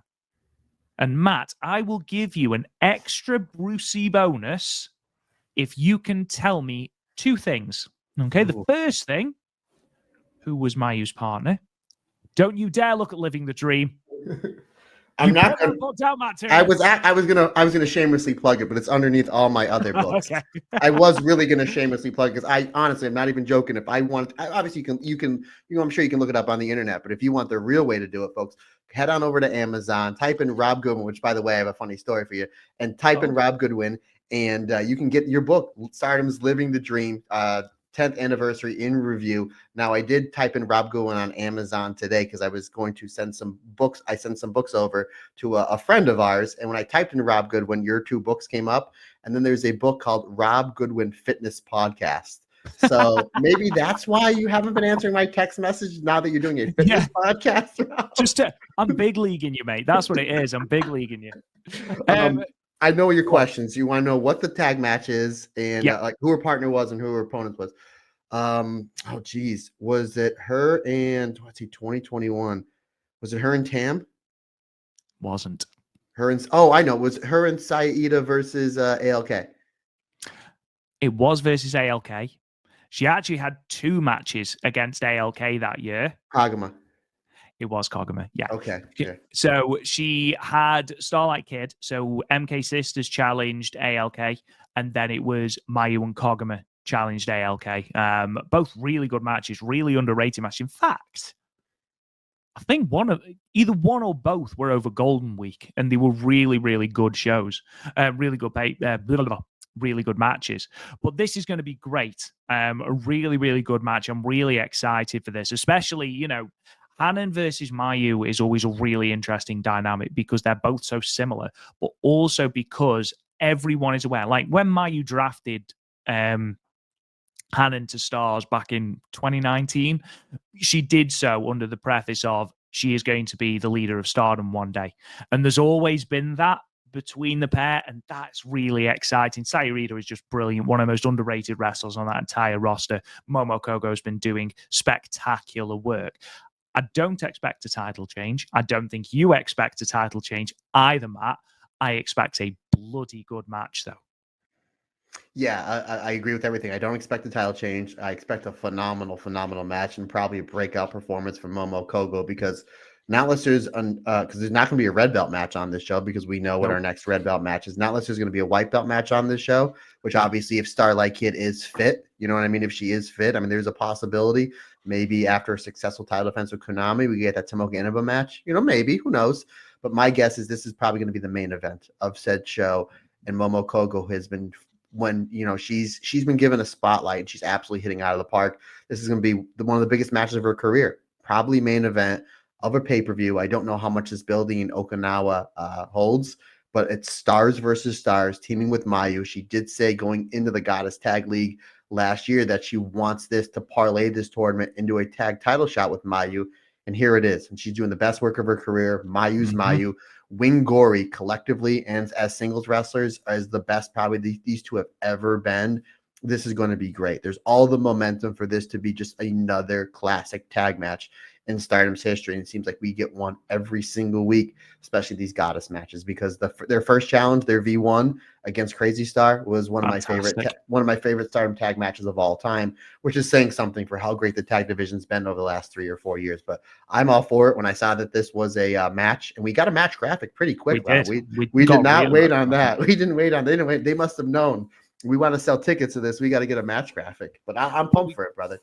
We've got a match graphic for this, but the other match that is announced for the first night, so this is taking place on Sunday the 22nd. The match from Friday the 20th is obviously a non-title match between Saya Kamatani and Starlight Kid, a big special non-title singles match. That hasn't got a graphic to my knowledge, so that's interesting. I did just want to bring this up because I thought this was really interesting. So for the first time since 2018, there is going to be male participation on a Stardom solely produced show. So not taking into account historic crossover or Clark Connors randomly spearing people out of nowhere. In terms of a sole Stardom promoted show, this will be the first time since 2018 where there has been male participation because we will see some representation from Ryukyu Dragon Pro Wrestling, which is a company based in Okinawa. It's going to take place on the pre-show, and it's going to be in the form of a tag team match between the team of Ryu Champion, which is the top championship in Ryukyu Dragon Pro, Syuri Joe, and Ryukyu Dog Dingo, and they're going to be taking on the team of Gurukun Mask and Churami Saver. So that's going to be on the pre-show. Again, this isn't something new for Stardom. We've seen the likes of Kenny Omega, Kota Ibushi, 3 different iterations of Black Tiger, Ultimo Dragon. I think the last male participation on Stardom show was Ray Wagner and El Hijo del Wagner Jr. So again, it's not something new. It's just something we haven't seen in 7 years almost, which is crazy. Again, it's on the pre-show. It gives a little bit of exposure to a local company. I'm fine with it. Did you say Syuri's teaming with Bingo? Is that what you said? Is that what the Syuri Joe? Syuri, okay, I got Syuri and Samoa Joe. Okay, all right. Yeah, okay. So Samoa Joe is going to be taking on a Dingo on the pre-show of this match. I think that's money right there. Right there. From what I understand, obviously Samoa Joe is in that group with Shibata, 2 of my favorite wrestlers. So he probably said, Shibata, you hit hard, but I want to team with the wrestler that even hits even harder. And Shibata said, who's that? And showed him the Syuri versus Sareee match. Match, yeah. In all seriousness, yeah, I have no problem with this whatsoever. It's on the pre-show. It's going to sell tickets for a local promotion. It's going to help a local promotion get eyes on them, which is what we've seen a lot of this new brass and Stardom. What they want to do, they want to get eyes on different promotions. It's helped with Sendai Girls. It's helped with Pro Wrestling Wave. It's helped with a lot of different companies that the Oz Academy, a lot of different companies that Stardom is working for. So why not? You're bringing it in. It's a local promotion. You're going to sell tickets for people to come in to watch that promotion, probably the friends and family of the people in this tag match. Yeah, I have no problem with it. You know, it's not like they're going to be doing a run-in on any of these matches or anything like that. No, I'm all for it. You know, pro wrestling's for everyone, so why not? You know, Stardom is obviously a known for their phenomenal Joshi / female wrestling, but yeah, absolutely, let this match come in. You know, put some more eyes on it. Again, Stardom is in right now the business of helping out other wrestling companies. And then we see the bigger wrestling companies like New Japan and AEW helping out Stardom as well. Again, at the end of the day, folks, it's all pro wrestling. We're all here to work together to make pro wrestling the best sport. In the words of Harley Race says, on God's green earth. Absolutely. I was going to talk a little bit about Marigold and Marvelous because they've set up an angle for the March 30th Korakuen Hall show, which is going to be great. But I'm going to leave that till the Marigold Standard next week, simply because I've realized that we're an hour and 20 minutes into this podcast and haven't actually started reviewing the shows yet. So all of this news is available on talkjoshi.com if you want to go and read the reports there, as well as all the full match reports as well. But we are going to go to Chiba from the 2nd of March. Again, this show initially ran between the Korakuen Hall show and New Blood, but wasn't uploaded to Stardom World as it was a video on demand show. It took a couple of days to upload. It is now in full on Stardom World, so we'll talk about it briefly here. This took place from the TKP Garden City in Chiba. It's a venue that Stardom have run multiple times, 7 to be precise. The attendance was 323. It's a 2-person improvement on the previous time they ran the venue, which was night 8 of last year's Goddesses of Stardom Tag League, and it stands as the second highest house Stardom have brought to the venue in the 7 times they have run it. The biggest being 353 back in May. Just a couple of updates. CML's Luvia and Tabata both make their Stardom debuts on this show. There's no Saya Kamatani and no Meisera on this show, as they were both participating on Wave's Spring Revolution card at Korakuen Hall, which we spoke about last week. Of course, Amisori, Zena, Motoi Hamabe, all still missing through injury. Results then, they are as follows. 6-woman tag team match. The Cosmic Angels team of Tam Nakano, Yuna Mizumori, and Ai Sakura defeated the God's Eye team of Hina, Lady C, and Rana Yagami, with Tam pinning Rana with the Tiger Suplex in 10 minutes and 2 seconds.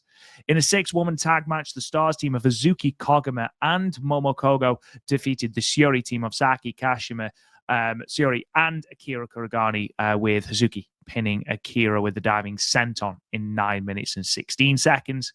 In a 6-woman tag team match, the team of Azumi, Luvia, and Tabata of CMLL defeated the EXV team of Hanako, Rian, and Wakasukiyama. Tabata getting the win over Rian with the Pulpa Guerrero in 10 minutes and 4 seconds. I got that out a lot better than I thought I was going to.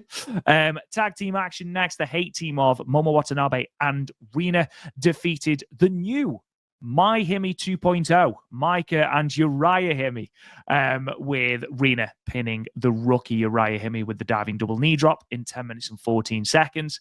Semi-main event, the Stars team of Mai Iwatani, Hanan, and Saya Ida defeated the Cosmic Angels team of Natsupoi Sioriano and Sayaka Kurora. Hanan rolling up Sayaka Kurora with the 17 in 12 minutes and 29 seconds. And then 6-woman tag team main event match, the Neo Genesis team of Starlight Kid, Miyu Amasaki, and Suzu Suzuki. They defeated the Hate team of Konami, Natsuko Tora, and Ruaka. Suzu Suzuki pinning Ruaka with the tequila shot in 13 minutes and 15 seconds. Now, Matt, we're not going to go through every single match in detail because, again, this show is, 11 days old. We are going to spend more time talking about the Cinderella tournament, but I know there's a couple of things you want to talk about in terms of different matches. Yeah, first of all, maybe it was just because of the way the format of the show was laid out on Stardom World. This graphic that you have up, I thought this was the main event. And I've done this a time or two before just because of yeah, sometimes the graphics get confused. But anywho, yes, there was this whole show was really good, but there's two matches I want to talk about. The graphic, if you're watching on YouTube, that you're seeing now, which is the opener, and I thought it was the main event. But regardless, the team of Tam, Yuna, Aya versus Rana, Lady C, and Hina. I thought this was terrific. We've seen just how great Team Classroom, Lady C, and Hina work together, and Rana Yugami, Lady C, and Tomoka Inaba. They did a really good job building them up for that Artist of Stardom Championship matchup that they had on Cork and Hall. Obviously, Tam is Tam. The artist match from Cork and Hall was the next day. So they did a really good job building up Lady C and Rana Yugami in this match. Tam is Tam. She was terrific. Sakura Damon, just another phenomenal team. I'm really excited for their match with Tam and Soriano on Saturday on the Cinderella finals. I think it's going to be a great spotlight for them. But I thought this was terrific with Tam really giving the younger trio of Lady C, Hina, and Rana Yugami a lot, really building them up. Obviously, Aya and Yuna they come and bail out their leader in this match, or the leader for now. But really good stuff. Yes, well, that's right. She's a freelancer now. Tam's a freelancer, buddy. Again, I'm still waiting for her to show up on Josh Barnett's Bloodsport and Wrestle Nails and Joey Janela's Spring Break. But absolutely, with the Sandman running. But ultimately, though, it is Tam putting away Rana Yugami with the Tiger Suplex. Again, this was my favorite match from the show. I had this at 4 stars. I thought this was terrific.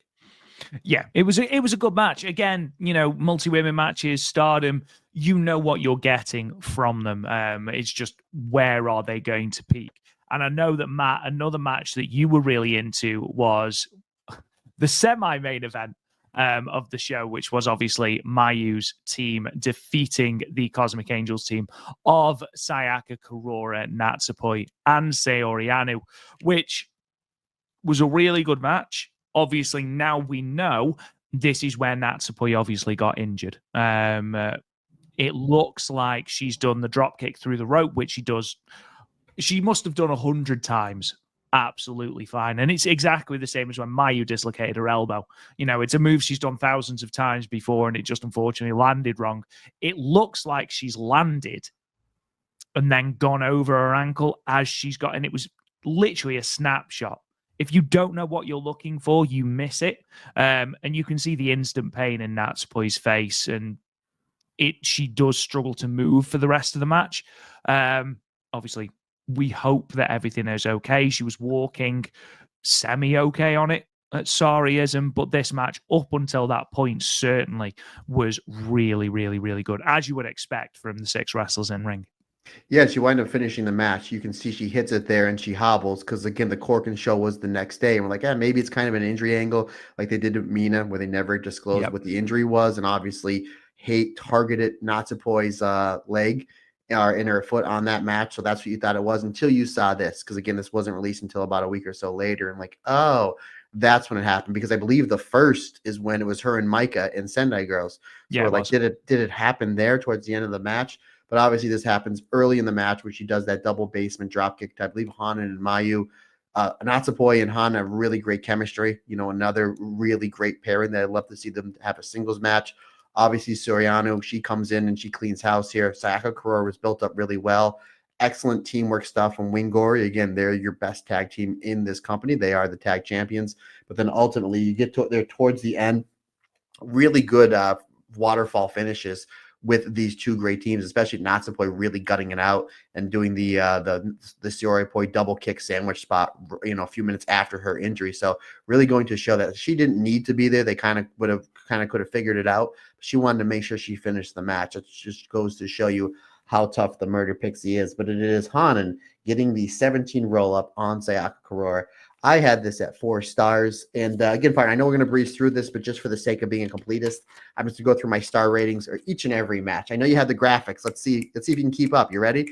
So we're going to start with the first match, which I already did. This match here is 4 stars. Match number 2, Momokogo Kagama Hazuki versus Shuri Akira Saki Kashima, 3.5 stars. The next match of Azumi Tabitha and how do you pronounce it? Luvita?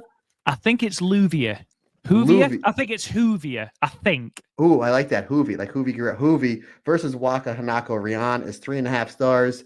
The new Mai Himi versus Momo Watanabe and Rina was 3 3/4 stars. The semi-main event, as I said before, was 4 stars, and the main event with Suzu Starlight Kid Miyu versus Toru Konami and Ruaka was 3.5 stars, sir. Boom! Off to the Cinderella tournament we go, good sir. Look at that. Beautiful. I just want to make mention before we go off to Yokohama Budokan that this is where Konami makes her challenge for the Wonder of Stardom Championship official. We all sort of knew it was coming after the Path of Thunder pay-per-view where she challenged and rock and roll and challenged Starlight Kid post-match backstage, but this is where she makes it official after spraying her with cold spray rather than spraying her with spray paint, because it's all about, Matt, those mind games. Moving on, then, we are going, as I mentioned, to the Yokohama Budokan for the 11th Cinderella Tournament, and we have got a lot to talk about here. 8th of March, Saturday, live on pay-per-view. Again, a couple of interesting things here. Back to 16 wrestlers as opposed to the 24 that there was last year, and the 26 there was the year before that. 7 tournament debutantes of those 16: Tabata, Azusa Inaba, Uriah Himi, Aya Sakura, Kira Kurigani, Rian, and Rana Yagami. All of the first round matches and the second round matches were 15-minute time limits, with victories occurring, all conventional methods and over the top rope, and double countouts or time limit draws result in double eliminations. Just quickly, Momo Watanabe, obviously not present on either of these shows, as she was in Los Angeles to take on Mercedes Moné for the TBS Championship at AEW Revolution. The announced attendance inside the Yokohama Budokan for this opening night was 1,039 people. Now, this is a 34.5% decrease on the last time they ran the venue, which was for the opening of the 2024 5-Star Grand Prix. They drew 1,587 to that. Now, though certainly not the lowest attendance at Yokohama Budokan, they've drawn 700 on a couple of occasions at the very least. It is in the lower half of the houses that they've drawn, and it is certainly below the 1,200 they currently average at the venue. As a side note, this is 17 times Stardom have run Yokohama Budokan, making it the 7th most run venue in the company's history, for those who care. Moving on to the absolute slew of results, because good grief, there was some matches on this card. Cinderella Tournament match. Rana Yagami defeated Akira Kurigani with the Syncopation, is the name of this brand new kick off the top rope, into 6 minutes and 50 seconds. A Cinderella Tournament match, Rina defeating Uriah Himi with the Pink Devil in 8 minutes and 11 seconds. In a 5-way match, Hoovia defeated Fukigen Death, Koguma, Meisera, and Waka Tsukiyama, with Hoovia submitting Waka Tsukiyama with the Tapatia in 4 minutes and 53 seconds. The Tapatia, a version of the Romero special. In a 3-way tag match, and I'm going to spoil it now, my match of the show. 3-way tag match stars Suzuki and Sareee defeated Cosmic Angels team of Syuri Ano and Yuna Mizumori, and the Neo Genesis team of Azumi and Suzu Suzuki. Hazuki getting the pinfall over Suzu Suzuki, surprisingly, with the Hazuki Strahl in 7 minutes and 59 seconds. Back to the Cinderella Tournament, a brand new look Azusa Inaba defeated Rian with the Azusa Inaba Super Sister in 8 minutes and 3 seconds. Fantastic name. Another Cinderella Tournament match, Tabata defeated Hina with the Lai Mortal in 5 minutes and 56 seconds. Tag team match, Peach Rock, Mayu Iwatani and Momokogo defeated Anacon, Syuri, and Saki Kashima. Mayu Iwatani reversing a Saki pinfall in 9 minutes and 5 seconds. Back to the Cinderella Tournament, Sayaka Kurora defeated Ruaka via over-the-top rope elimination in 7 minutes and 31 seconds. Cinderella Tournament match, Miyu Amasaki defeated Lady C with the Amana Hashidate in 2 minutes and 34 seconds. Good grief, we're going to get into that. Tag team match, the EXV team of Maika and the returning Mina Shirakawa, they defeated the Hate team of Natsuko Tora and Thekla via disqualification in 12 minutes and 15 seconds. Back to the Cinderella tournament we go, because we are not done yet with this pay-per-view. Aya Sakura versus Hanako ended in a time limit draw at 15 minutes. In your semi-main event, almost there, ladies and gentlemen, Hanan defeated Tomoka Inaba with a backdrop hold in 10 minutes and 19 seconds. And then in your main event, finally, Sai Queen, Saya Kamatani, and Konami defeated the team of Starlight Kid and newly freelanced Tam Nakano. And I've put with a punt. Konami pinning Starlight Kid after a punt. A punt does not do justice to what Konami hit Starlight Kid with in 17 minutes and 42 seconds. Matt, this was a very long show with a lot of matches in it, but there was some decent matches. There was some interesting booking decisions. There was a questionable stipulation added to a match on the final night, which we're going to be talking about. Have no idea what the payoff to that is going to be. But overall, what did you think of this 4.5-hour show? It was solid. We knew it was going to be a long show. Well, the one thing is, with the exception of really one match, which I know you were very angry about because I got a text that you were very, and we'll get there. They didn't really speed through any of these matches. They gave the matches time to breathe. Mm-hmm. But real quick, I just want to talk about the attendance. I was shocked when I saw this number. I think I texted you the night before that I was looking at the ticket sales for the show, and either all the sections were either sold out or showing they were almost sold out. So I don't know if they capped the venue off at something, because I think we made mention last week that there's no massive stars, drawing stars in this tournament, with the exception of maybe Hanan. That's it. And Tomoka Inaba is great, but she's not a proven draw. Not yet. We know she will be, because she's absolutely fantastic, and she had a great match with Hanan. So it's like, that's, it almost seems like they're sacrificing the Cinderella tournament to get to a certain angle, which obviously we'll talk about, to kind of almost, that's going to really kind of maybe really get some steam after Yokohama. But regardless, I like the format of the Cinderella tournament. We're getting everything done in 1 week. 7 days. You're really going Saturday to Saturday, 16 wrestlers, all younger wrestlers. I like the fact that Hanan's in this tournament. I like the fact that I think every year whoever wins the Cinderella tournament should have the right to defend their championship. Absolutely, yeah, in makes said no tournament. sense. So I have no problem with that. I think they should automatically be inserted in the tournament the next year. So I have no problem with that. A lot of these matches are really good. I mean, you talk about I guess, again, the show was really good. Tag matches were excellent, especially the main event, I thought, which was great. And then you mentioned about a minute or two ago, partner, and we'll get into it, that three-way, the six-person three-way tag, which was like halfway through, and I was like, of course this was going to be great. Why wouldn't it? And it's just really random because, and again, we'll get into it, the 3 tag teams that were on there, they weren't the wrestlers that they usually team with in their tag team, and it still was like, how do they do this? The timing is so good. The psychology makes sense. There's stories there. I thought this was a really, really solid show. Nothing blow away by any stretch of the, and maybe we're just used to that because Stardom is putting on this blow away show after blow away show. There's always, like, especially on pay-per-views, 1 or 2 must-see matches. Nothing to really crazy go out of your way with, but by no means was anything bad. Again, it's Stardom, the best wrestling company in the world. I thought the matches were really good. The fact we only had 1 time limit draw, and the fact that I think it was a day or two after this show, I was listening back to our bracketology, and I was really selling you on for you to pick a draw with Aya and Hanako, only to be like, I'm not going to do it, but you should do it. And that wound up being the time limit draw. So I guess I outworked myself, buddy. But I thought the show was good. I thought this was a really great match to start off the show here. I thought Akira and Rana, they work similar styles. I thought this was a solid match to really start off the show. And again, Rana Yugami ever gaining more steam, now having a new finisher to go with a lot of her other stuff here. And I thought Akira did a great job holding her own with Rana Yugami. And then Akira the next day had a really breakout performance in front of a much fuller venue. But I thought this was a really great way to start off the show and start off the tournament with Akira and Rana Yugami. And big things are on tap for these two. I actually had this one at 3 3/4 stars.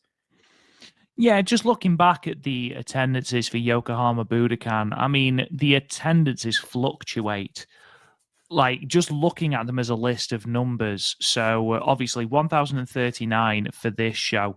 Then you've got 1587, 927, 1555, 960, 2507, 1479, 1307, 1263, 734. It seems to fluctuate quite spectacularly. And obviously there's going to be some things. So for example, the Dream Tag Festival where they do 1400, that was a pay-per-view almost immediately after a pay-per-view. So, there are things to look at. There's, for example, the 707 that they drew on night one of the the night one of the 2021 5-star Grand Prix. That's obviously still a hangover from COVID.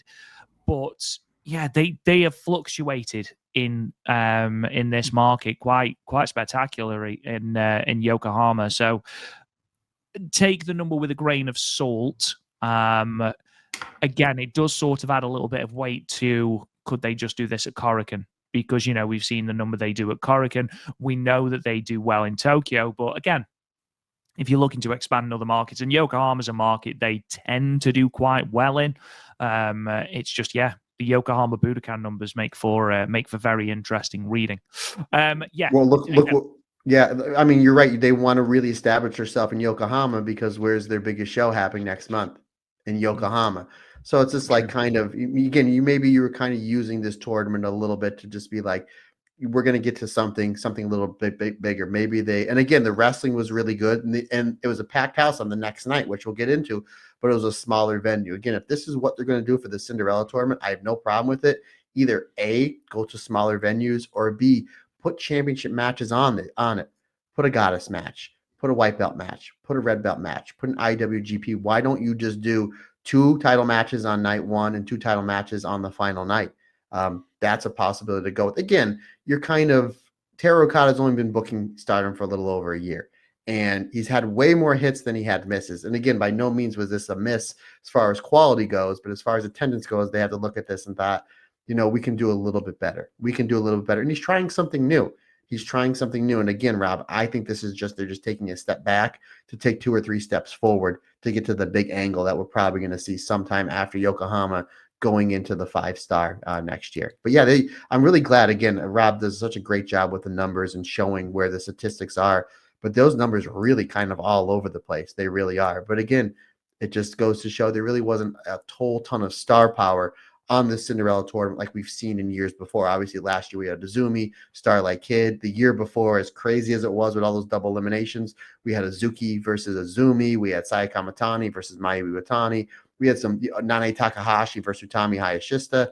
We had some really, really big matches with some big stars, but this is just like, we're just going to highlight the younger talent and help the younger talent get over. Again, in the big picture, I think this is only going to help out Stardom. But considering the fact that they sold out Korakuen Hall twice in a matter of 3 or 4 weeks and had 2 5-star matches on said shows, I think they'll be fine, sir. I think they'll be fine. Again, the quality of their wrestling, it's second to none. Rena makes her way through to the tournament quarterfinals, which all of us, bar Kirsty, had in the brackets, partly because she didn't know who either of these people were. But I thought Uriah Hime, actually, they gave this a long time, 8 minutes and 11 seconds. I think, again, Uriah Hime looked really quite good in this, especially as she was playing off Rena's sort of bratty nature quite well. And actually, Rena got a really good reaction on both of these shows. And I think that's courtesy of that match at Path of Thunder. I think people are starting to realize, yeah, she's damn good. And I said when we reviewed that show, she's going to make it quite hard on herself to stay heel after that match. But anyway, spitting at the referee often does that. But yeah, I thought this was a good showing for the rookie. Nothing spectacular, but give her a chance to exercise, especially that selling, because she spent a lot of the match on the back foot. Rena obviously putting the match away with the Pink Devil. I liked how match 1 and match 2 were like complete opposites. Like Akira and Rana was just, they grounded each other. It was submission. It was strikes. Mm-hmm. This one, they did a great job of teasing an over-the-top rope elimination from Rena, who is a lot of people's pick to go far in the tournament. Obviously, we'll get into it. She's still a lot. She's obviously in the semifinals and on the pay-per-view. They did a good job having the rookie almost eliminate Rena. Rena coming off the performance of a lifetime and her stock going so far up so quick in that great match with Starlight Kid at Path of Thunder and Rock and Roll. But she does a great job teasing getting eliminated over the top rope. So we had two different matches in match one and match two, but they both made sense with both of these two rookies who debuted on the same show, meaning Akira and Uriah Hime, both looking really creditable against Rena and Ronnie Yagami. Again, Rena did a great job teasing like she was going to get the old OTR over the top rope. Ultimately, though, she puts her away with the Pink Devil. I thought this was great. I like it just as much as I did the first match. 3 3/4 stars for me, Mr. Rob Goodwin. Moving on to the 5-way then. Not a great deal to say about this match. Ultimately went under 5 minutes. Everyone got their shtick in. What were your impressions then of Hoovia in this situation? I want to see her and May Sarah in a high-speed match. With that rule set with the 10 minutes, this match was too short. I had a 3.5 stars. I thought this was really good. It was too short. I understand why, because of all the matches they had. I thought she was terrific. I thought her stuff with May Sarah was great. Obviously, we teased with Hina and Tabitha having a future Stardom Championship match. We'll get into that in a moment. Why not put it on the same show as a high-speed championship match with May Sarah? Because I thought their chemistry was fantastic. I thought she was great here. Yeah, I agree. To me, May Sarah is the focal point of this match. Obviously, you've got Kogama's sort of comedic styling, similar with Fukik and Death, and that's mainly what this match centers around. But for me, May Sarah is the focal point. She's so good at what she does, and she's so captivating at what she does. I really hope she's in Vegas again this year because she really is an incredible wrestler to watch. And I don't feel like in Vegas last year we quite got the full May Sarah experience in that match with Ramkai Chow and Saki. So I'm looking forward to that potentially. Again, if you're looking to sort of skip a few matches on this extremely long pay-per-view, no disrespect to the women in this match, but this is probably one you can skip. This one, however, the 3-way tag match, do not skip because this was my match of the show. This was brilliant. We say all the time on this show, and again, we might be slightly biased, but very few people, if any, do multi-women tag matches as well as Stardom. And this was a throwaway match in the middle of a Cinderella Tournament card. I think there's 13 matches on this card, thrown in the middle, and this was brilliant. Just, I could have had this go 20 minutes and I wouldn't be disappointed, Matt. Yeah, this and the main event, I think we're pretty well tied for my match of the show. Both really good. And again, you look at, if you're looking on YouTube, you can see this fantastic graphic here. Saida teams with Hanan. Hazuki teams with Kagama. Soriano, obviously she got great chemistry with Yuna, but mostly teams with Natsupoi. Yuna teams with Aya Sakura Damon. Azumi teams with both Starlight Kid and Miyu Amasaki. Suzu teams with both May Sarah and Starlight Kid. So not their normal tag partners. I'm like, how is this going to shake out? It starts off with two great psychologies to begin with. You have the high-speed wrestlers of Hazuki, Yuna, and Azumi do like a quick high-speed spot. They tag out, and then you get the hammers that are Saida, Soriano, and Suzu Suzuki. So it's like, oh, here's this really cool boom, boom, boom, boom, boom. Like, oh, that's awesome. Tag out, and then it's boom, boom, boom, but boom, boom, boom at each other's faces with really great stuff. We continue more Saida versus Suzu Suzuki violence.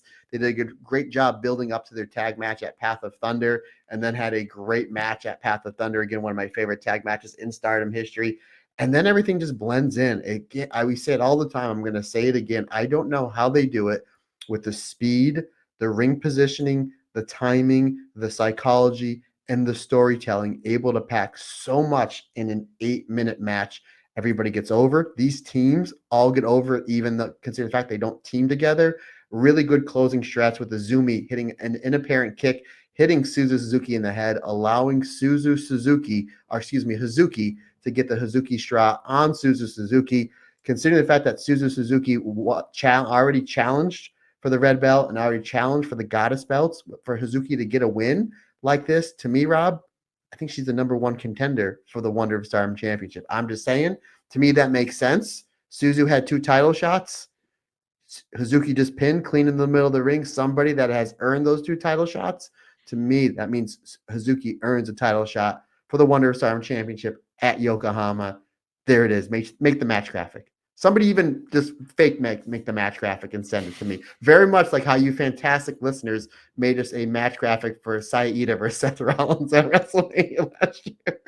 And Lady C versus Matt Turner for That's right. World Climax in 2022. Yeah. I had this at 4.25 stars, sir. This was great. Again, I just don't know how they do it. This roster is so talented, so special, and really so unselfish. Like, it's not like Hazuki's like, yeah, I got to get my stuff in, kid. I don't care about anybody else. Like, they're so unselfish. And when you have unselfish wrestlers that are working to get the match over first than anything else, you get this great product that is this great company and a great match like this. Again, this is just genius. I don't know how they do it. Yeah, tremendous match. Really, really enjoyable. There was that sequence where Syuri German suplexes Azumi out of that pinfall. Like, just a crazy, crazy sequence all in one. It was madness. Oh, Azumi hits the double stomp before, so it's like boom, boom, boom, double stomp, and then Soriano's like, not today, Cyber Cat, drops her properly on her head. It's brilliant. It's such a good sequence. And again, this match goes less than 8 minutes. It's so enjoyable. And you're absolutely right. I think Stardom must have got some new renders, because there are some really, really, really kick-ass pictures here. Suzuki looks great. Hazuki looks badass. Syuri looks badass. And we're going to see Mina Shirakawa in a little bit. She looks great in her new render as well. Saida as well. Saida. Real quick, yeah. If there is a meet and greet with Saida, I'm going to see if me and her who can throw their jacket up higher. I'm going to challenge her to that. Very much how I try to challenge Syuri into putting me in the double wrist lock. So we'll see, buddy. If you don't ask, the answer is always no. Absolutely. Syuri looked terrified as well. She was like, no, I can't do that. Matt said, put me in a double wrist lock. It's like, Matt, you're going to get us thrown out. Stop it. Moving on, then we go back to Cinderella Tournament action. Azusa Inaba versus Rian. Talk about makeovers. Goodness gracious me. Azusa Inaba, star. Absolutely. She's 17 and feels like a star. And I've seen some people actually say she's got more of an aura than her sister. And I was thinking about this and obviously saying, she's got the potential to be a bigger star than her sister. And I was thinking about this. And though I'm not entirely sure, I don't think in ring she's as good as Tomoka. Tomoka is older and has had more experience. In terms of aura, in terms of confidence, Azusa Inaba might have the edge. And yeah, I don't think she's going to win the tournament. However, this run, I think, is going to be really good for her. She looked amazing. Yeah, Rob, I had a bunch of people tweet at me after this show and the next show. Obviously, she wasn't in spoiler, she gets the bye, but she had a great match the next night, which we'll get into. But I had a lot of people over the weekend and earlier this week saying they think Azusa has more upside than Tomoka. And you know how much I love Tomoka Inaba. And a lot of our fans love Tomoka Inaba, and we'll get into that in a moment. And I had 3 things that came into my mind and again, it was more than one person. 3 things that came into my mind is, number 1, you're crazy. Number 2, Matt, it's pro wrestling. It's subjective. People like what you could like. You could tell me that Rihanna is a better wrestler than Mayu Iwatani. And that's subjective. You can like what you like. And then the third thing that I thought of is, after I sat back and thought of it, I'm like, it's a possibility. Her charisma, she's doing something different. She's working in a heel stable that has a whole bunch of cool heels. And the fact that she's starting to stand out already, and she's leading great matches with young wrestlers like Rihanna. And again, we'll get into it on the next night. It's like, for you to be able to lead a match against a wrestler that has less experience than you, and you're 17 years old, and it's really, really good, and it's getting over, that's a special talent. That's a special talent. But the fact that we're comparing Tomoka to Azusa already, that's really interesting, Rob. And again, I'm fantasy booking Yokohama, Azusa versus Tomoka, special singles match. Let's do it. We have not seen them. We've only seen them clash a little bit in Stardom on multi-persons, but not much. Let's do it there. Why not? But this match was great. Again, she gave Rihanna a lot. Rihanna is somebody that's ever improving each and every match. And Azusa made Rihanna look really, really good here. Really great near falsies. That corner her Karana that she does, I think, is terrific. And how Azusa fed into it and fed out of it to make sure Rihanna's next move is in the middle of the ring, and she's bumping and feeding, and the psychology and the timing makes sense. And the fact that she's doing this at 17 years old is absolutely insane. Again, she's just another great prodigy that is in this phenomenal company. We say all the time, sign Tomoka Inaba. Sign, now we're saying it, sign Azusa Inaba. sign her, because if she's not already signed, because I thought she was terrific here. Zusa hits locomotion half-out suplexes. We see Syuri use the half-out suplex. Akira's been using the half-out suplex as a falsie. She hasn't won a match with it yet, but we see Azusa using it as locomotion, doing it back to back to back, which I thought was really impressive. I liked how we're adding that into our already impressive arsenal, only for her to win with the running pump knee, which she calls the super sister, which I think is really, really funny. 3.5 stars. Again, this is great. You're absolutely right. New look. And what a better way to debut the new look than on this big show in front of 1,000 people. And there's going to be a lot of people watching her come this weekend on the Cinderella finals, my friend. And good on her, because, again, she's in the final four. Absolutely. Absolutely. And again, has to be considered a favorite to go through against Sayaka Kurora, especially if you're going, in terms of the Stardom totem pole, if you want. Obviously, me and you think differently because we've both got Sayaka Kurora win the tournament, but that's by the by. Moving on then, Tabata defeating Hina. Matt, you called this pretty much exactly as you said it was going to happen. Tabata winning this and then signaling to Hina that she wants the future of Stardom Championship. It looks like this could be the match going forward. Are you interested in seeing this again? 100%. I thought this was great. This got less than 6 minutes, and two things. One, given more time, it'd be better. Well, three things. One, given more time, it's going to tell more of a story. Two, the reason why it only got 6 minutes is because, again, you have 13, 14 matches on here. And three, when the match is over, you're like, I want to see more of that. And then, like, as soon as it was over, like, I want to see more of that. And they literally, Hina put the belt up into Tabitha's face and was like, yeah, I'm coming for that. And there it is. Simple story to tell. Hina more than likely will get her win back on said rematch when they decide to pull the trigger on it. Whether it's on the New Blood show, it's one on the Okinawa pay-per-views or whenever, I don't know. But I liked how it was the lucha arm drags versus the Hina judo throws early on. Like, they're both going to their basic strengths, what they know. So you're telling that story early on. We get a nice forearm trade-off between the two, which I thought was really good. Tabitha had a really, really stiff and aerial Joshi style dropkick onto Hina, which I thought that was great. And then Tabitha does the Stone Cold Stunner, but she does it with the split, which I thought that was really well. I thought that was done really well. I wonder if when Stone Cold was doing the stunner, if he tried to do it as a split back in '96 when he debuted it. That I don't know. That might be another, when we have Stone Cold Steve Austin on the Stardom podcast, we'll have to ask him. Be like, hell yeah, kid, I try to do it as a split. But Hina hits the Hina special, as I'm calling it now, that pump handle Hanan special blockbuster for a 2 count, which I really like that she's using that now, because I think it's a cool move, and it's a take and a different version of her big sister's one of her finishers.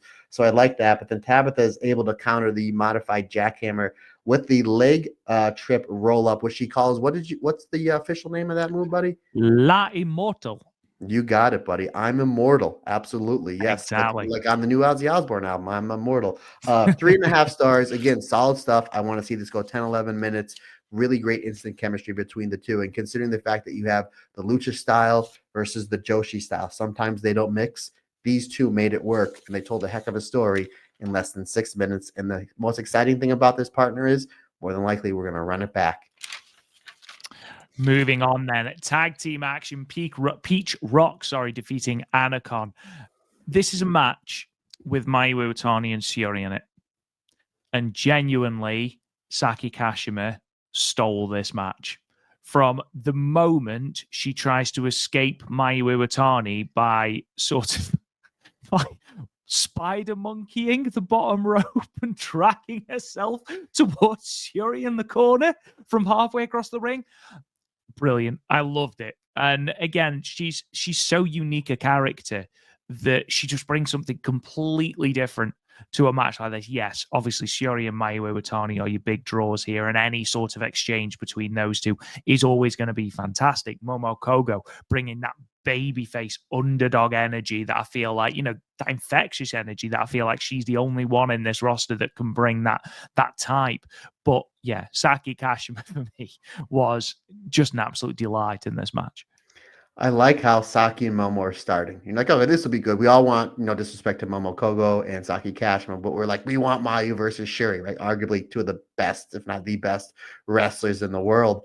And like they start and they're like, okay, no problem. And Saki tries to do the normal shtick to Momo Kogo. Momo Kogo does not fall for it.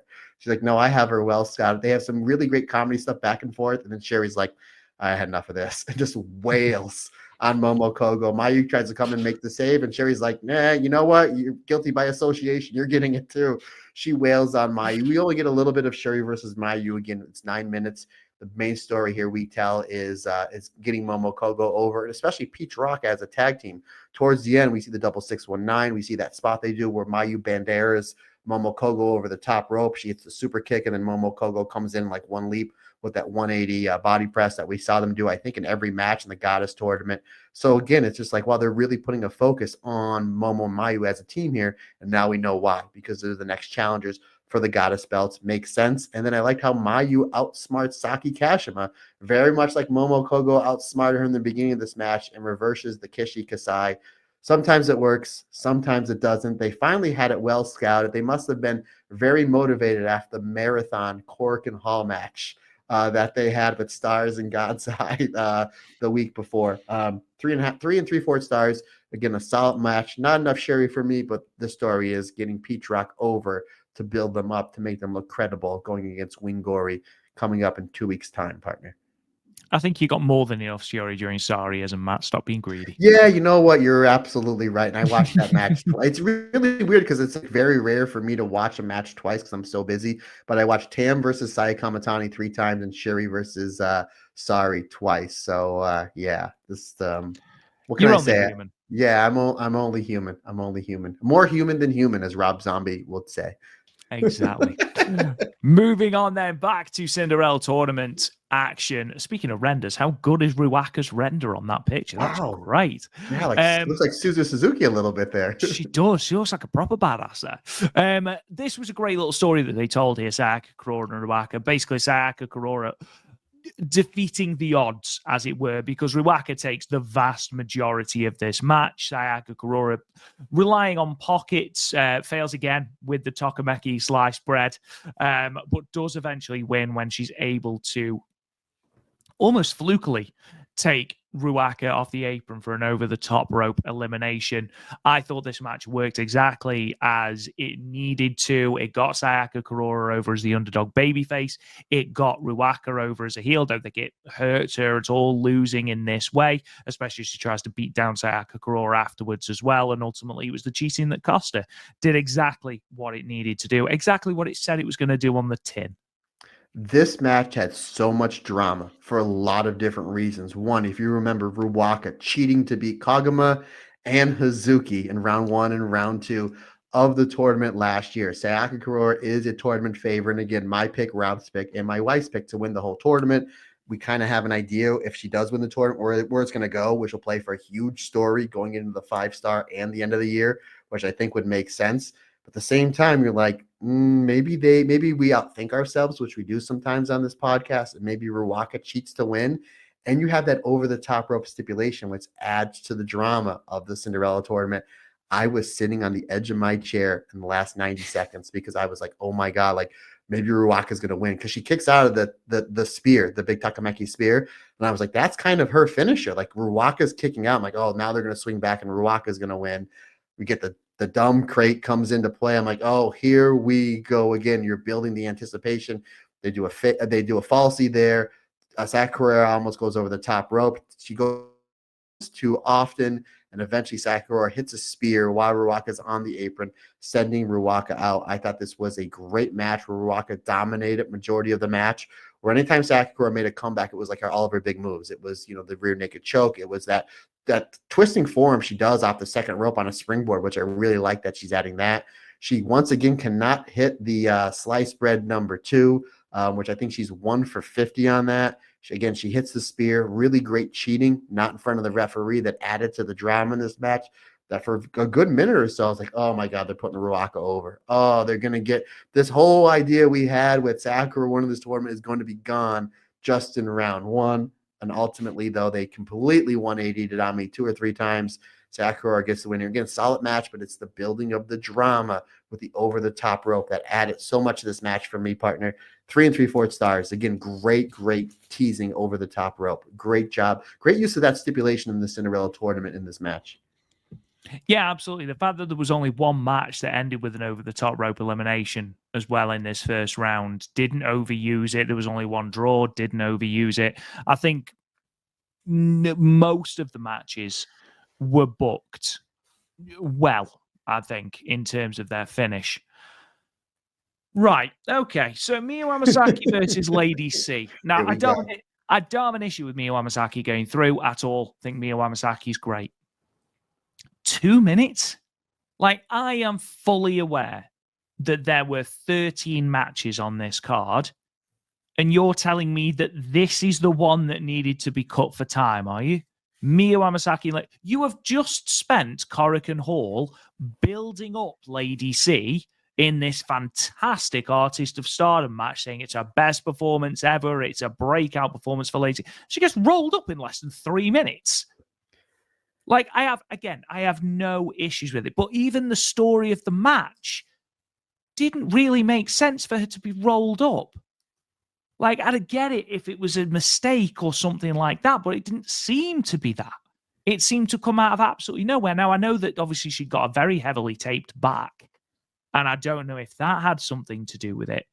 But if it's just a time standpoint, again, you had Rina versus Uriah Himi go 8 minutes and 11 seconds. You had the Sayaka Kurora and Ruaka match go 7 minutes. You could have easily cut time from the Micah and Mina versus Thekla and Natsuko Tora match, and you could have cut 2 minutes out of the main event. I don't feel like 2 minutes is fair on this match, and I feel like it's, 1 step forward and 2 steps back for Lady C. And again, I have no issue with the fact that she lost. I don't mind that. I like Miyu Amasaki, and I thought her and Hanan had a really good match on the next night. But I think Lady C deserved at least 5 minutes. I mean, come on, Akira Kuragani got 6. Not only Lady C, you just mentioned Korakuen Hall. They broke the Korakuen Hall record back to back. What did Miyu Amasaki do on those 2 Korakuen Hall shows, Rob? Oh God, I can't remember. What did she do? She was paired with Lady C in one match. Oh yeah, of course she was. Yeah, of course she was. They won the artist belts in a 5-star match, and then had another great match. So again, not only Lady C was built up for Korakuen, Miyu Amasaki was in the second best match on both those shows. Corn Dave Meltzer, number 1, had a 5-star match. So Miyu Amasaki having more 5-star matches than Kurt Angle, and then getting 2.5 minutes here. So I totally get your point. They could have shaped. You're absolutely right. The next match we're talking about went 12 minutes. It really only needed 9 or 10. Really, it was all about really kind of the angle afterwards. I don't think you could have shaved off 2 minutes in the main event, maybe a couple seconds, because I think the main event needed that time, because obviously we're building towards certain things. But you could have cut off like 20, 30 seconds on every match and gave it here. 6 or 7 minutes, I think it should have went. You're absolutely right. The only thing that I can see why this went short is, one, maybe the show was running too long and like we need to cut something. Again, maybe the next tag match could have been it.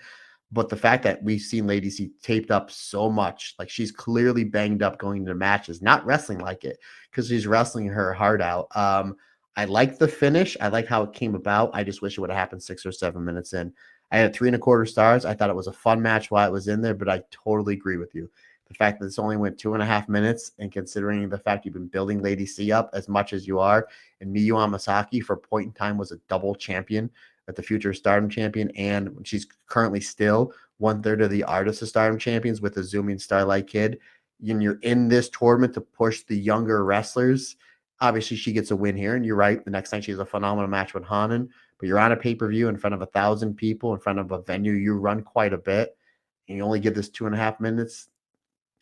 Yeah, this was a little bit of a misstep. Again, the 2.5 minutes we got, I thought were great. I liked how the finish came about, made sense, but I wish it would have came at the 6 or 7 minute mark. But yeah, I'm with you, partner. I'm with you. Moving on then to the tag match between Micah, Mina Shirakawa, Natsuko Tora, and Thekla. The match is what it is. I don't really want to talk about the match. I want to talk about the stipulation that comes out of this match. So obviously, the match happens. It's a brawl, as we knew it would be. And eventually, Thekla goes too far, gets herself disqualified, as is Tekla's wont. She then full on assaults President Taro Okada. Again, exactly. What this woman has to do to get fired, I've got no idea. But then Mina Shirakawa stops the assault, gets the mist, and then takes to the ring, takes the microphone, and says, "Right, I want a singles match with you. If I win, you've got to pay your fine." Feel like she should have done that anyway, but fine. And you've got to apologize to the Stardom locker room. Really enjoyed that bit. I thought that was great. You have got to say you're sorry. Put it on YouTube for clicks. Shake your hand. Absolutely. Oh, sorry. Because you can guarantee Thekla will absolutely mean that apology. If Thekla wins, and this is the thing that I don't understand how the payoff is going to happen. If Thekla wins, she gets a singles match of her choosing against an opponent of her choosing. Now, logic would dictate that that is a title match. Wrestling Booking 101 would dictate that it's a singles match for the title. But it's Thekla. She's different. Which can only tell me that it's going to be Thekla versus Taro Okada. Thekla versus Okada. That's the match we want to see, not Kazuchika Okada. No, it's not. Not one person in the world wants to see Thekla versus, even with all of the No. You went over my joke. Thekla versus Kazuchika Okada, and then you're like, no, it's not that Okada. That's my joke. The Rainmaker versus the Toxic Spider. That sounds like a Valiant or an Image comic book. It does. I can't see who that payoff is for, because no disrespect to Taro Okada, I don't want to see him wrestle. I don't want to see Thekla beating up a bloke. I don't want to see that. That's wasting my time. If I have to pay for a pay-per-view, I want to see the great wrestling that Stardom provides 99.9% of the time.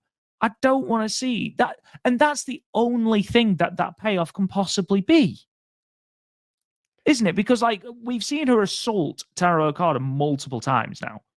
It's not a one-off, which means that there has to be some sort of payoff. But that payoff can only be Thekla versus Taro Okada. And I just don't care about that. And I don't know if I'm just being cynical or, like, I don't care. I think it'll lead to something. Obviously, remains to be seen. We do a Stardom podcast. Obviously, we're going to watch said show coming up on Saturday, and we will see what. I don't think Mina's winning, and obviously, I don't think Mina's winning. And Tekla's going to win by cheating, which is the way. By nefarious means. Yes. So Thekla gets the win there, and she goes, "I get a match with anybody I want," and glares at Okada. So clearly, that's the way they're going. My guess is this match happens. She beats up Okada for a hot second, and then we see maybe the debut or a return of somebody. I was thinking about this, like, nobody likes this angle except for Rocky Ogawa.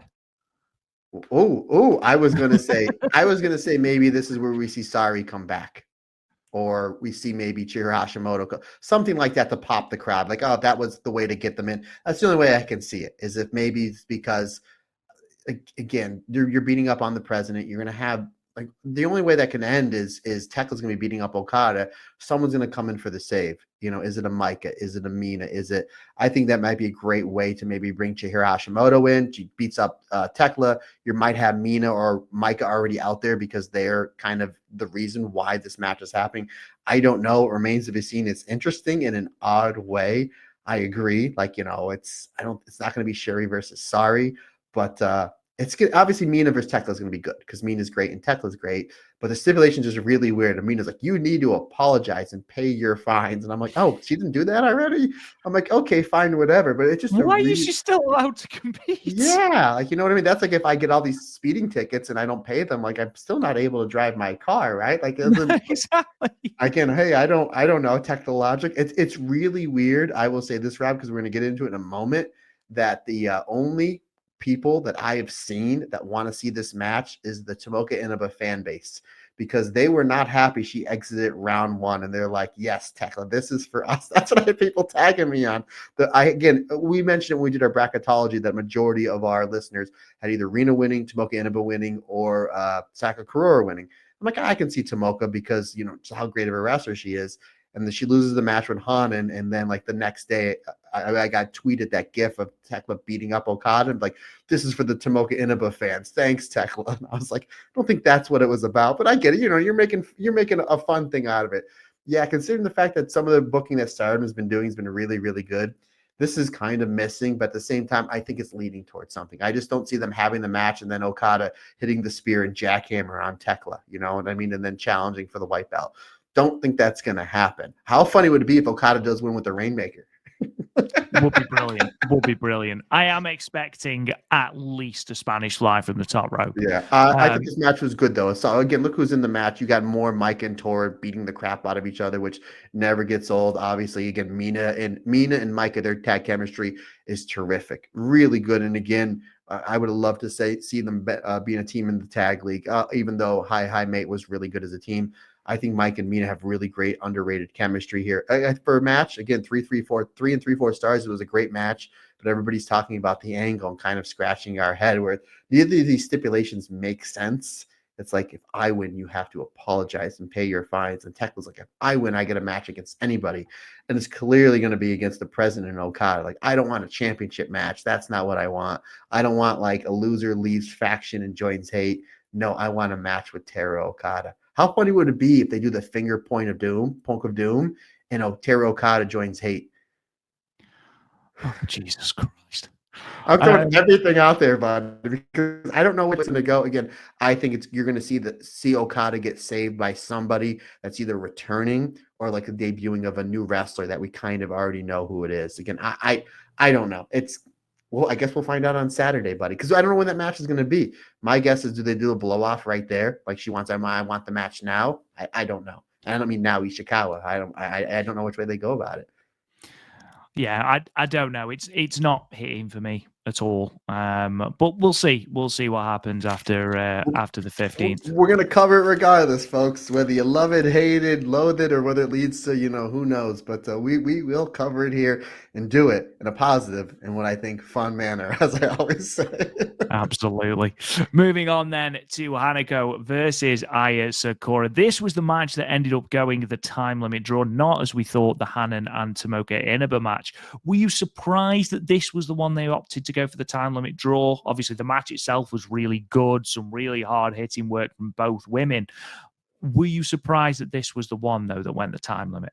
No, because in our bracketology episode, I said there's a possibility this goes to the TLD, and this helps Azusa get to the semifinals without only have to wrestle once.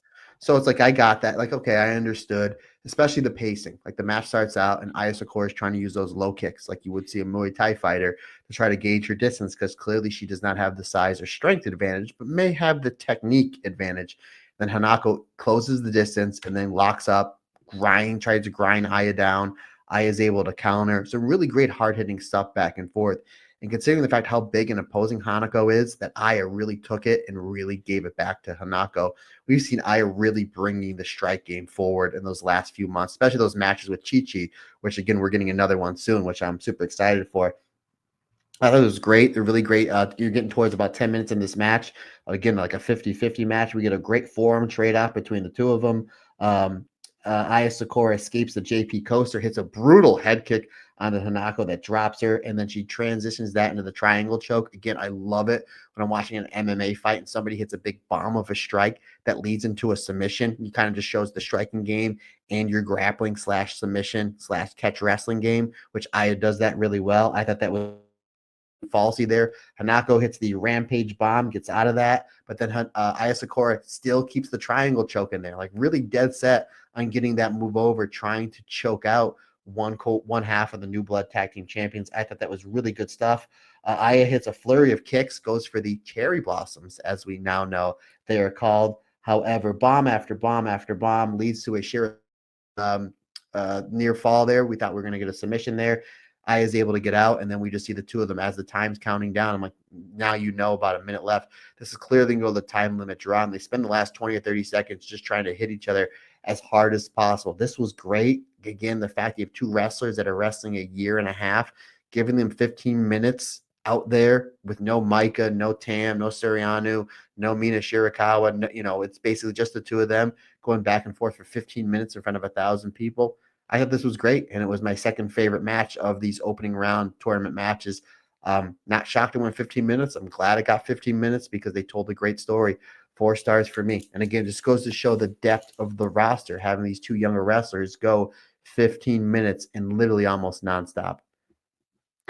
Your semi-main event then, and the final match of the Cinderella Tournament first round. Hanan versus Tomoka Inaba. Really sad to see Tomoka Inaba eliminated.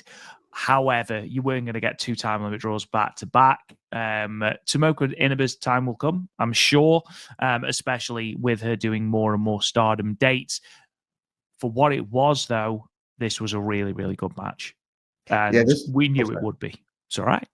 Apologize. No, I totally agree. This is not only my favorite match of the first round, but my favorite match of round 1 and round 2. To the shock of nobody, Rob, to the shock of nobody. These two wrestlers, no disrespect to any of the other wrestlers in the tournament, are the two most talented wrestlers in this tournament. With the possible exception of Rena. Yeah, and then you could throw Zeus in there. We got all the sisters in there. Because, geez. Let's do that as a tag match. The Inaba sisters versus the, what are their last name? Human Cadillac sisters, right? No, the Inaba sisters versus, what's Hanan and Hina's last name? I don't know.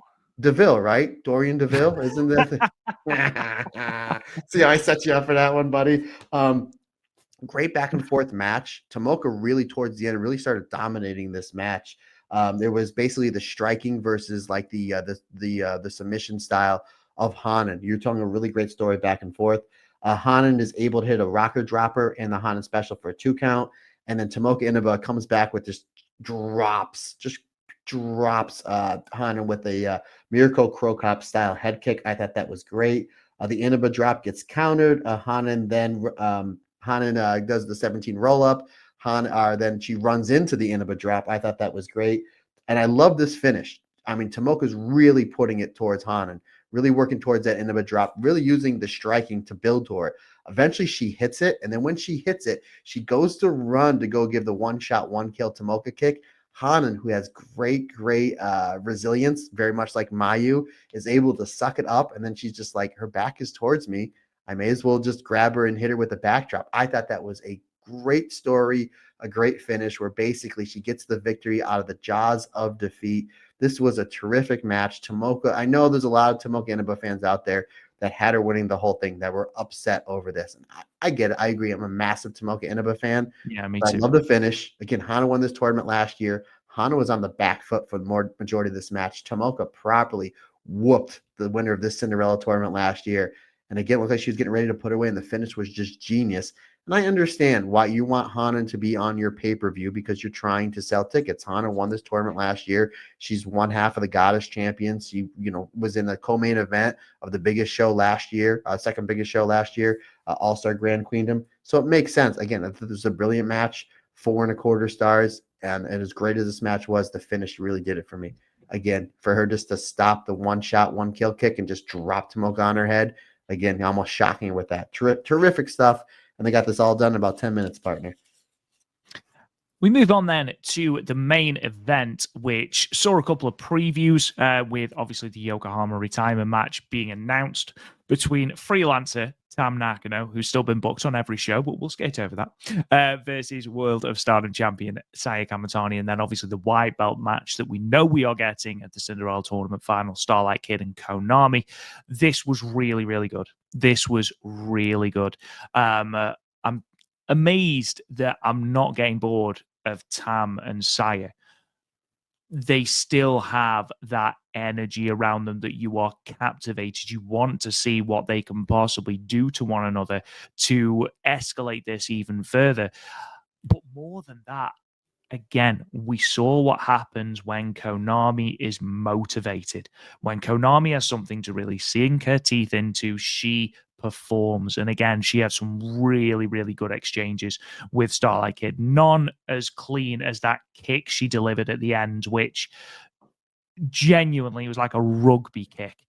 She basically punted her downfield. It was unreal, that kick. And again, what do we want to see from Konami? We want to see her as a killer. And during this match, that's exactly what she was portrayed as. Yeah, Rob. I mean, we're 13 matches in. We're about 4 hours into not this podcast, but this show. And what this match does is it gives you something different. Like we have Tam and Saya start, and again, we've seen this so many times over the last handful of months. Like, what can they do different that we get excited about? German suplex onto Saya's head. Saya hits a spin kick right into Tam's ear, and then you get the lockup of the year. And then they lock up. And I mentioned this just the other day. They do like a Ricky Morton versus Dennis Condrey style lockup, where it's just a long lockup where they're going off the ropes, where it's like they're not aware of each other's surroundings because they're just worried about what's in front of them. Again, Tam dropping Saya on her head. Saya gets up and properly kicks Tam in the face. We get a giant lockup. What does Saya do? She's the heel. She's the champion. She's the smart one. She brings her in the lockup to the corner where Konami's in, and we get the double team. We get heat on Tam right there. Starlight Kid comes in with that headlock takeover, head scissors combination, which still just absolutely baffles me how she does it. Starlight Kid, again, great stuff with Saya Kamatani. We know, hopefully, if Starlight Kid is good, is fit, we're going to get them in a champion versus champion non-title match coming up in 2 weeks' time, which I'm so excited for because those two have phenomenal chemistry. Ultimately, though, this match is just building up Konami. We get really great tag work with Tam and Starlight Kid. Really great teamwork, some stuff back and forth, like the 619 and the Tiger Suplex, into the German Suplex. I thought that was a really great combination. Starlight Kid misses the top rope moonsault, and then Konami hits a running knee strike and hits a move we haven't seen quite some time, the Arisa Hoshinki 1399. We have not seen that off the top rope. Konami would use that quite a bit in her Wedotai days. She brought that back here, and you're absolutely right. We have a motivated Konami, Rob. She's one of the best wrestlers on this roster, and they did a great job building her and Starlight Kid up at the end because we know that is the big championship match we have coming up in a week's time. Puts away Starlight Kid with that punk kick, 4 1/4 stars for me. I thought this was a great match to end ultimately a solid show. And what did it do? You're putting more emphasis on Tam and Saya, but up front, you're putting more emphasis that Konami is a killer and a legit threat to Starlight Kid's Wonder Stardom Championship reign. And we're getting that match this weekend. I'm really, really excited for it. This was genius booking on this match to make Konami look like we know she can be. And that's an absolute killer. And that finally brings us to the end of that pay-per-view. We will move, though, straight into night 2, which should hopefully take us less time, but we will see. We move to night 2, which was the following night, Sunday, the 9th of March. This was live on Stardom World as opposed to a pay-per-view. This was from the Korea City Industrial Promotion Center in Aichi. The attendance 678 people. This is the first time it appears that Stardom have run the venue and appears to be the first show run at the venue this calendar year. According to Cage Match, companies such as Wave, Freedoms, Dragon Gate, Marvelous, and Sendai Girls have all run the venue, but the 678 Stardom have drawn is easily a record for the venue. Among attendances that have been announced anyway, comfortably beating the previous highest of 363 drawn by Freedoms in 2024. So running through these matches, though, mercifully less than 13. 6-woman tag match. The Stars team of Mayu Iwatani, Syuri, and Momo Kogo defeated the Cosmic Angels team of Tam, Yuna Mizumori, and Aya Sakura. Syuri pinning Aya Sakura with the lariat in 10 minutes and 45 seconds. Singles match, Azusa Inaba defeated Akira Kuragani with the Beyond Azusa Inaba's older sister. That's legitimately what it's called, in 6 minutes and 37 seconds. 9 minutes and 37 seconds, I apologize. Singles match, Hanako defeated Uriah Hime with the Brainbuster in 7 minutes and 49 seconds.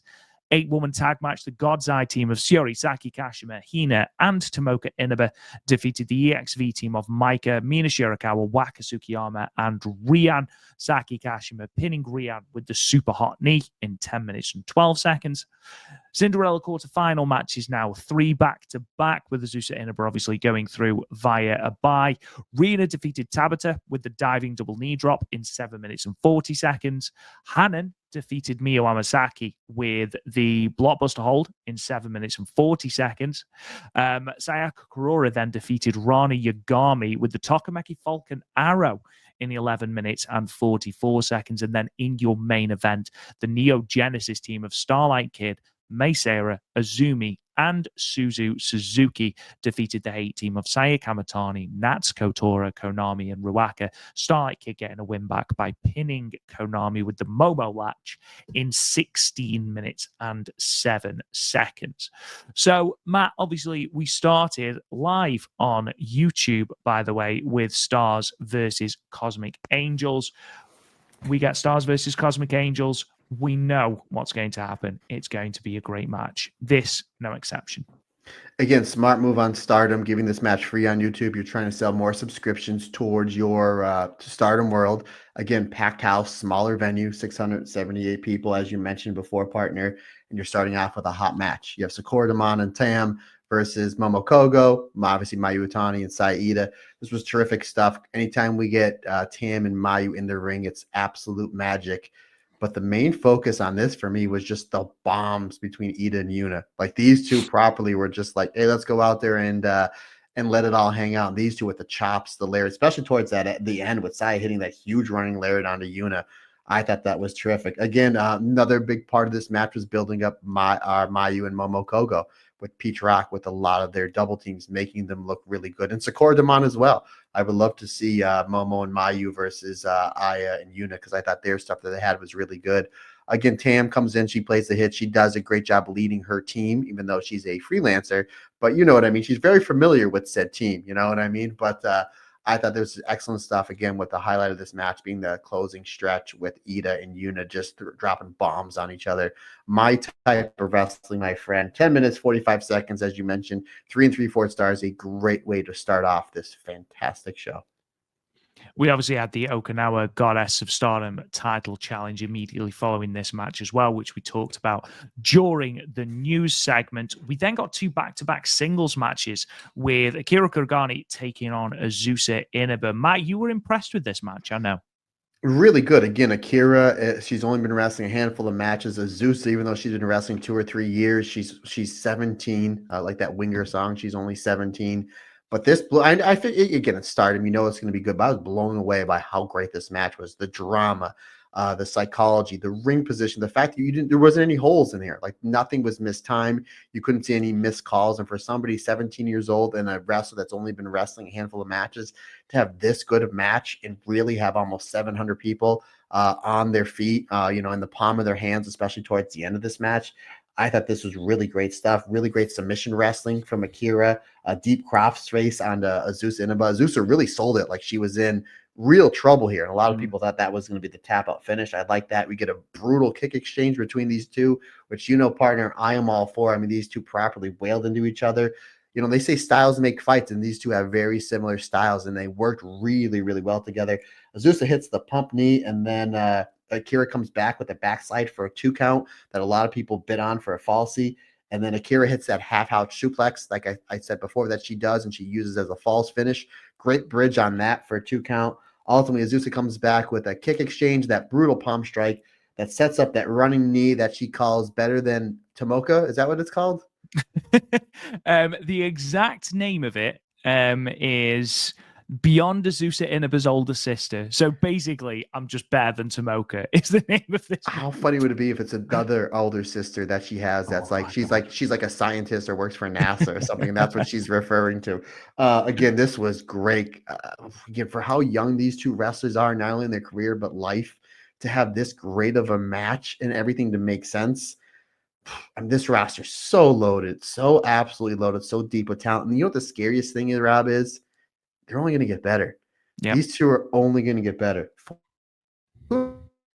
This is in the Cinderella, not a Cinderella tournament match, but this is during the Cinderella. And they're like, yeah, go out there. You got 10 minutes. Like, you would understand if it got like 5 or 6, but they gave it almost 10 minutes to tell their story. And I'm so glad they did, because these two hit an absolute home run. Again, I was blown away by how great this match was. Yeah, tremendous. Really, really, really good match. Again, a really good outing for Akira Gorigani in particular. We then saw Hanako versus Uriah Hime. What did you think of this, especially as it's Hanako that is having to do the leading in this match? This really should have been for who is going to be the next Himika in this match, because obviously Hanako's been teaming up Micah quite a bit, and Uriah Hime is Hime, but didn't. Obviously, yeah. Yeah, haha. Look at that. Again, there's another solid outing. The fact that these two rookies who debuted on the same show had back-to-back great matches with wrestlers that have not been wrestling that long. And these younger wrestlers, Hanako and Azusa Inaba, respectively, had to lead these matches, and they did a great job. And Uriah Hime and Akira did a great job following. And again, two back-to-back great matches. Excellent stuff. Uriah Hime's fire, especially towards the end on the bigger Hanako when she was really, putting the boots to her, really showed she's got great fighting spirit. She can fight from underneath. Her selling is really, really good. And she's only been wrestling a handful of months. Again, I thought this was terrific.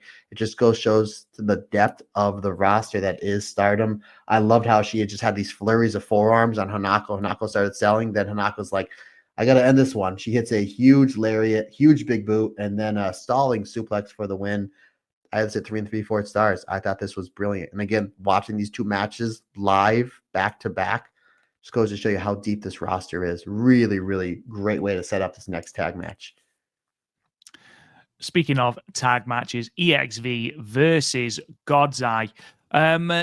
Yeah, again, this was your sort of standard fare in terms of your tag team action. You sort of know what you're going to get with these. But again, that magic when you get those brief exchanges between Syuri and Micah, the briefest of brief exchanges, it makes it worth it. You can tell Syuri has Sareee the next day because Waka's doing like the butt attack, the hip attack, and Syuri's not having it. It's brilliant. It's so good. Like completely, I'm not a big fan of no selling, not unless it makes sense, and this made complete sense. This made sense, yeah. Yeah, the name of this match should have been Poor Waka, because then like Syuri beats her up. Everybody takes turns beating up on Poor Waka. Rihanna, I thought, looked great here. I thought, Mike, you're right. The brief exchanges we got with Micah with Syuri, they were good yet brief. I want to see a Mina versus Syuri, like big time match somewhere. Because I think, and these two really, there wasn't too much there. Again, you have 8 wrestlers, 10 minutes. Your main story you're trying to tell is just trying to get Saki Kashima win here. And everybody comes in. Everybody looked good. I thought Hina here was terrific, but ultimately it was the super hot knee to which he hit it on to Rion for the finish. 3 and 3.5 stars. Yeah, good enough stuff. But again, I would love to see Syuri versus Micah. And we've never seen that really big, meaningful Syuri versus Mina Shirakawa match. Maybe, Rob Goodwin, maybe in Vegas, baby. We can hope. We can hope. I'm a hoper and I'm a dreamer. We move on then to the quarterfinals. Rina versus Tabata. Again, Tabata put up a very good fight. I think everyone knew that Rina was the person to get behind during this. And this is where I found Rina actually got a really good reaction from the IG crowd. But again, too much for Tabata. Gets the win. What did you think? Yeah, very similar psychology that she had the night before with Hina. Very similar, her twin sister. Very, very similar. It just seemed like towards the end, like Rina was like outsmarting Tabata, where Tabata outsmarted Hina, using, I guess, the little more big match experience she had. Again, I had both matches at 3.5 stars. This one was at 3.5 stars, but ultimately she's able to kind of counter a lot of the lucha stuff that she does. I like the Lamai straw cradle for the 2 count for Tabitha's big falsy, but ultimately it's just Rina going back to that diving knee bomb to get the finish.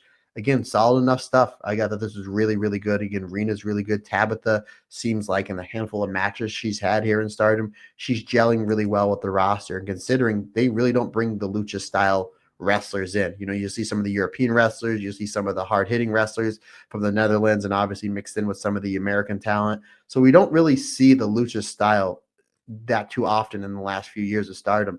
But I think that Tabitha's really found her way in here. And again, I'm really excited for that match supposedly that she's going to have with Hina. Again, solid enough stuff here. 3.5 stars for me, partner.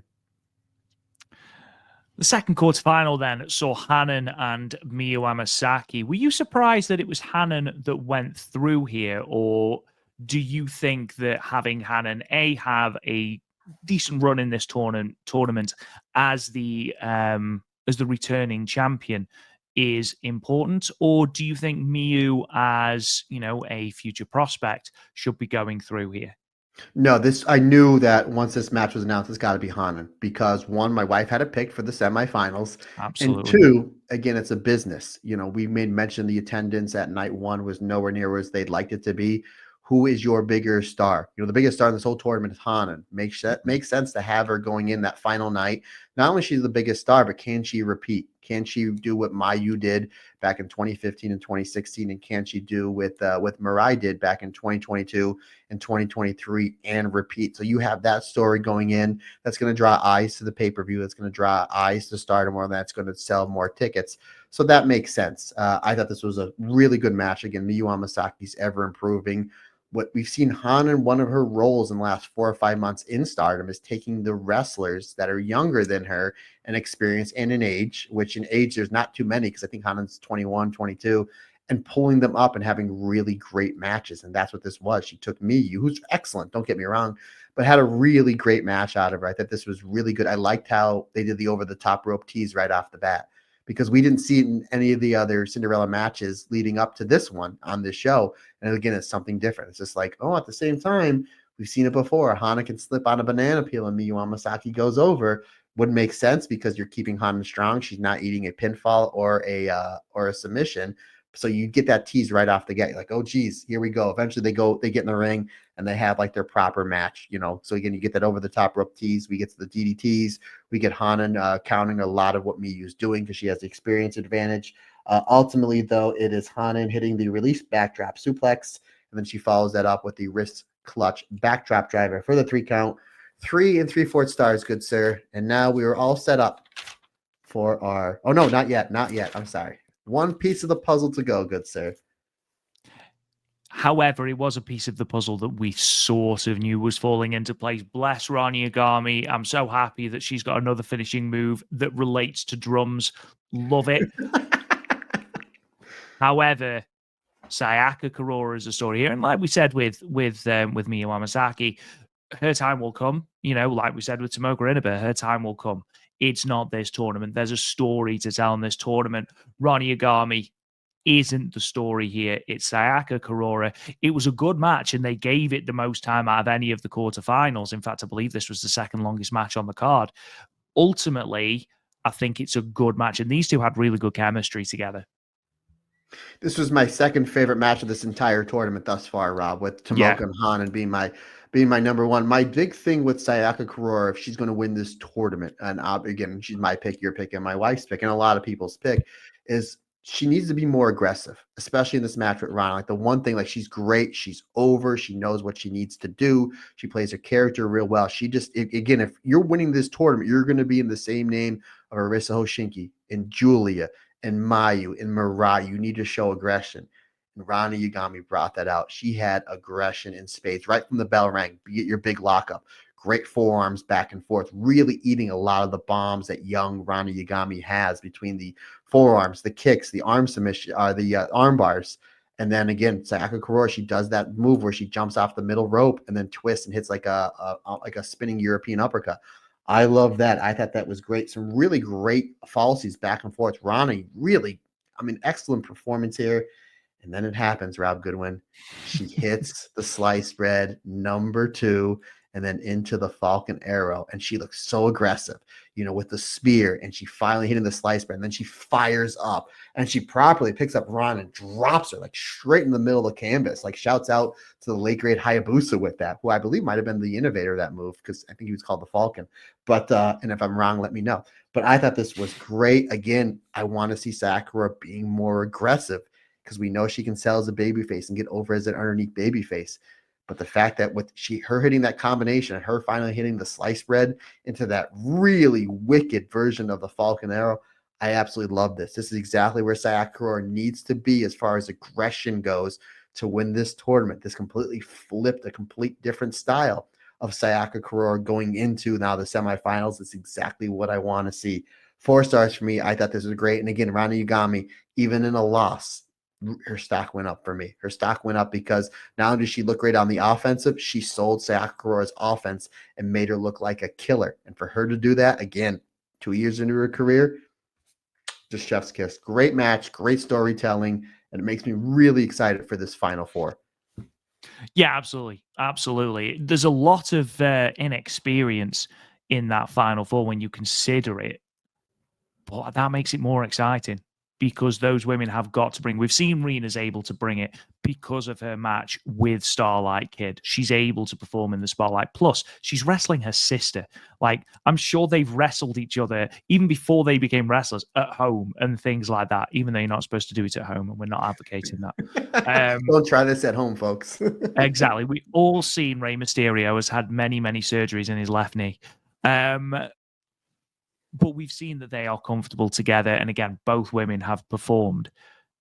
Sayaka Kurora and Azusa Inaba, we haven't necessarily seen perform on the big stage. I'm really excited to see what they do because those are the two semi-finals that we have.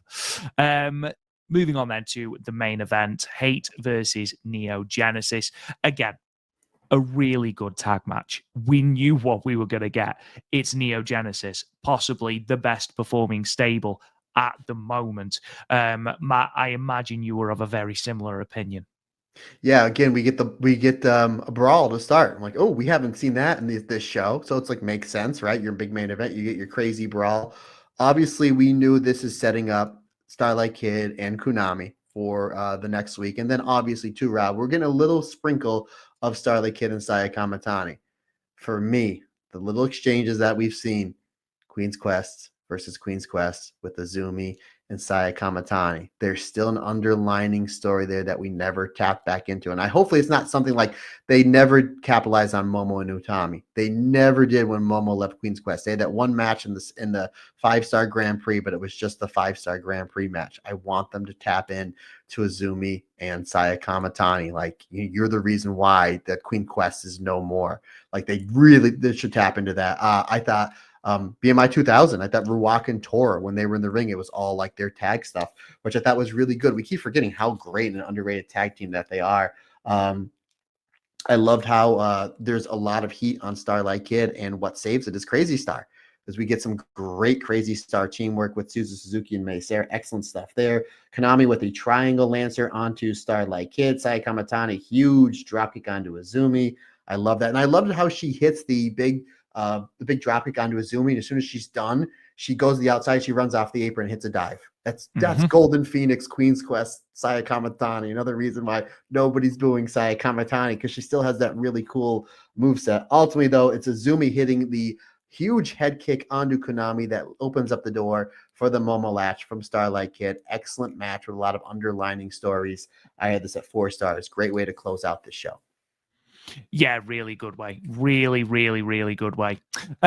Moving on then, we obviously now have our card for the Stardom Cinderella Tournament final, Ottaward City Gym, the 15th of March. We know the semi-finals. We know it is Azusa Inaba versus Sayaka Kurora. We know it's Hanan versus Rina, but we also have a full card as well. Rian versus Fukiken Death.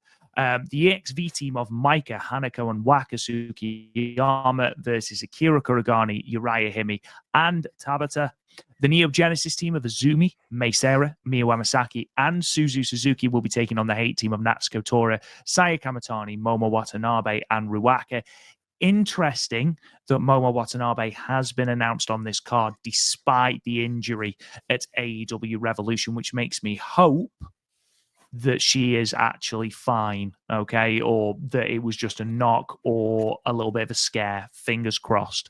The Stars team of Mayu Iwatani, Hazuki Koguma, Momo Kogo, and Saya Ida versus the God's Eye team of Syuri, Saki Kashima, Tomoka Inaba, Rani Yagami, and Lady C. Cosmic Angels versus Cosmic Angels. This is going to be very interesting. Tam Nakano and Yuna Mizumori versus Saori Ano and Aya Sakura. I think you have that wrong. I think you have that wrong, partner. I saw that you put that on the website. There's even a match graphic where it has it's Sakura Damon versus Tam and Soriano. I apologize. In which case, even tastier. Yeah. The aforementioned weird stipulation match between Mina Shirakawa and Thekla, where, again, we might possibly see Thekla versus Taro Okada. The 2 semifinals of the tournament and the final as well. And then, of course, your Wonder of Stardom championship match. At the moment, hopefully, Starlight Kid is going to be fit for that. Starlight Kid defending the championship against Konami. So, Matt, apart from the fact that I butchered the Cosmic Angels tag team match, I'm 99% sure that Starlight Kid and Konami are going to have a banger. Like, we saw the chemistry that they had at the Yokohama Budokan. It was great. I've got every faith that they are going to be great. I think the Hanan versus Rina match especially is going to be brilliant. They've got really good chemistry, as we mentioned. Easy heel and face dynamic. Both have performed on the big stage. That's going to be great. That Cosmic Angels versus Cosmic Angels tag match is going to slap. That is going to be really, really good as well. And again, Stars versus God's Eye. That has the potential to be really, really tasty. Again, Hazuki versus Syuri, Hazuki versus Tomoka Inaba, Mayu Iwatani versus Tomoka Inaba. There's some really good things there. Hazuki versus Lady C. Like, that could be really good as well. Yeah. Sareee versus Lady C in a battle of the chops. Very, very good. It's a solid card. In terms of Cinderella finals of the past, this is very much a weaker card, in my opinion. Again, you look at once they started breaking these up, and I'm not going through every one, but you look at Kamatani and Maika, Kamatani and Himika, and then also on that one you had one of the best matches in wrestling history with Utami and Syuri. You've had obviously Azumi May Sarah in 2022, and that was the same card that had Azumi versus Himika, or Syuri versus Himika as your main event. And then last year we had one of the best matches of the year in all of wrestling with Utami and Maika. So solid card. Again, it's Stardom, but this is definitely one of the weaker Cinderella finals that they've done since they broke off since they broke off in 2021 to more than one day. And I just took a look maybe earlier this morning at the ticket sales. They are not selling well. I mean, not unless they're expecting a big walk up, which I hope they do. It does not look like the tickets are doing well. I hope I'm wrong. I'm hoping that people are getting tickets last minute. And it's pro wrestling. A lot of shows are built up on walk up business. So yeah, regardless, again, it looks like a solid enough card. You're right with Cosmic Angels versus Cosmic Angels. I'm really looking forward to Stars versus God's Eye, and I'm really looking forward to Neo Genesis versus Hate, because I want to see how Momo Watanabe's doing. Maybe she's not in it that much because she's protecting that ankle, but again, Azumi on one side, Sai Kamatani on the other. Again, there's a lot that they can go by there. They really, really can. I think that's going to be great. The main event's going to be terrific. Again, Konami, a very motivated Konami, sinking her teeth into something. One of the biggest matches she's had in a long time, more than likely the main event on said show, or one of the main events, for the second biggest prize in all of Stardom, going up against a white hot, pun intended, Starlight Kid. And you're absolutely right, buddy. You're looking at Azusa Inaba and Sayaka Kurora coming off their two best performances. There's a lot of momentum going up against each other. And then you have the sisters going up against each other on the opposite end. Now, Rob Goodwin, I do ask you, me and you both had the finals of Sayaka Kurora over Rina to win the Cinderella tournament. Obviously, our picks are still in. Are you still sticking with what you picked last week with Sayaka Kurora winning the Cinderella tournament? And are you saying she doesn't over Rina, meaning she'd have to expel 3 members of Hate to win this tournament? Hell yeah. Why not? I mean, I've doubled down. It's live on the website. I've got to stay with it. I can't not now, unfortunately. Now here's the deal, because I have the same thing. So if me and you have the same thing in this, and it does pan out, all the credit in the world goes to my wife, because we know when me and you agree on something and double down on it, usually it's wrong. However, we have the X factor of my wife picking the same finals. But the only thing that I can see as a difference is maybe if Hanan wins against Rina. And then this way, it's a bigger win for Sayaka Kurora to beat Hanan. But at the same time, I don't think anybody's expecting Hanan to repeat. I really don't. I don't see this going either. Like Rina, it'd be one thing if she didn't get a shot just yet at the white belt. I can see it that way. But at the same time, she just had a shot. Do you build her back up again that quickly? I don't see it. And Azusa Inaba as great as a wrestler she is, she doesn't have a hot storyline like Sayaka Kurora does. So again, it could be either for these ladies. But I think this is one of the easier picks. I do think it's going to be a Sayaka Kurora Cinderella tournament win.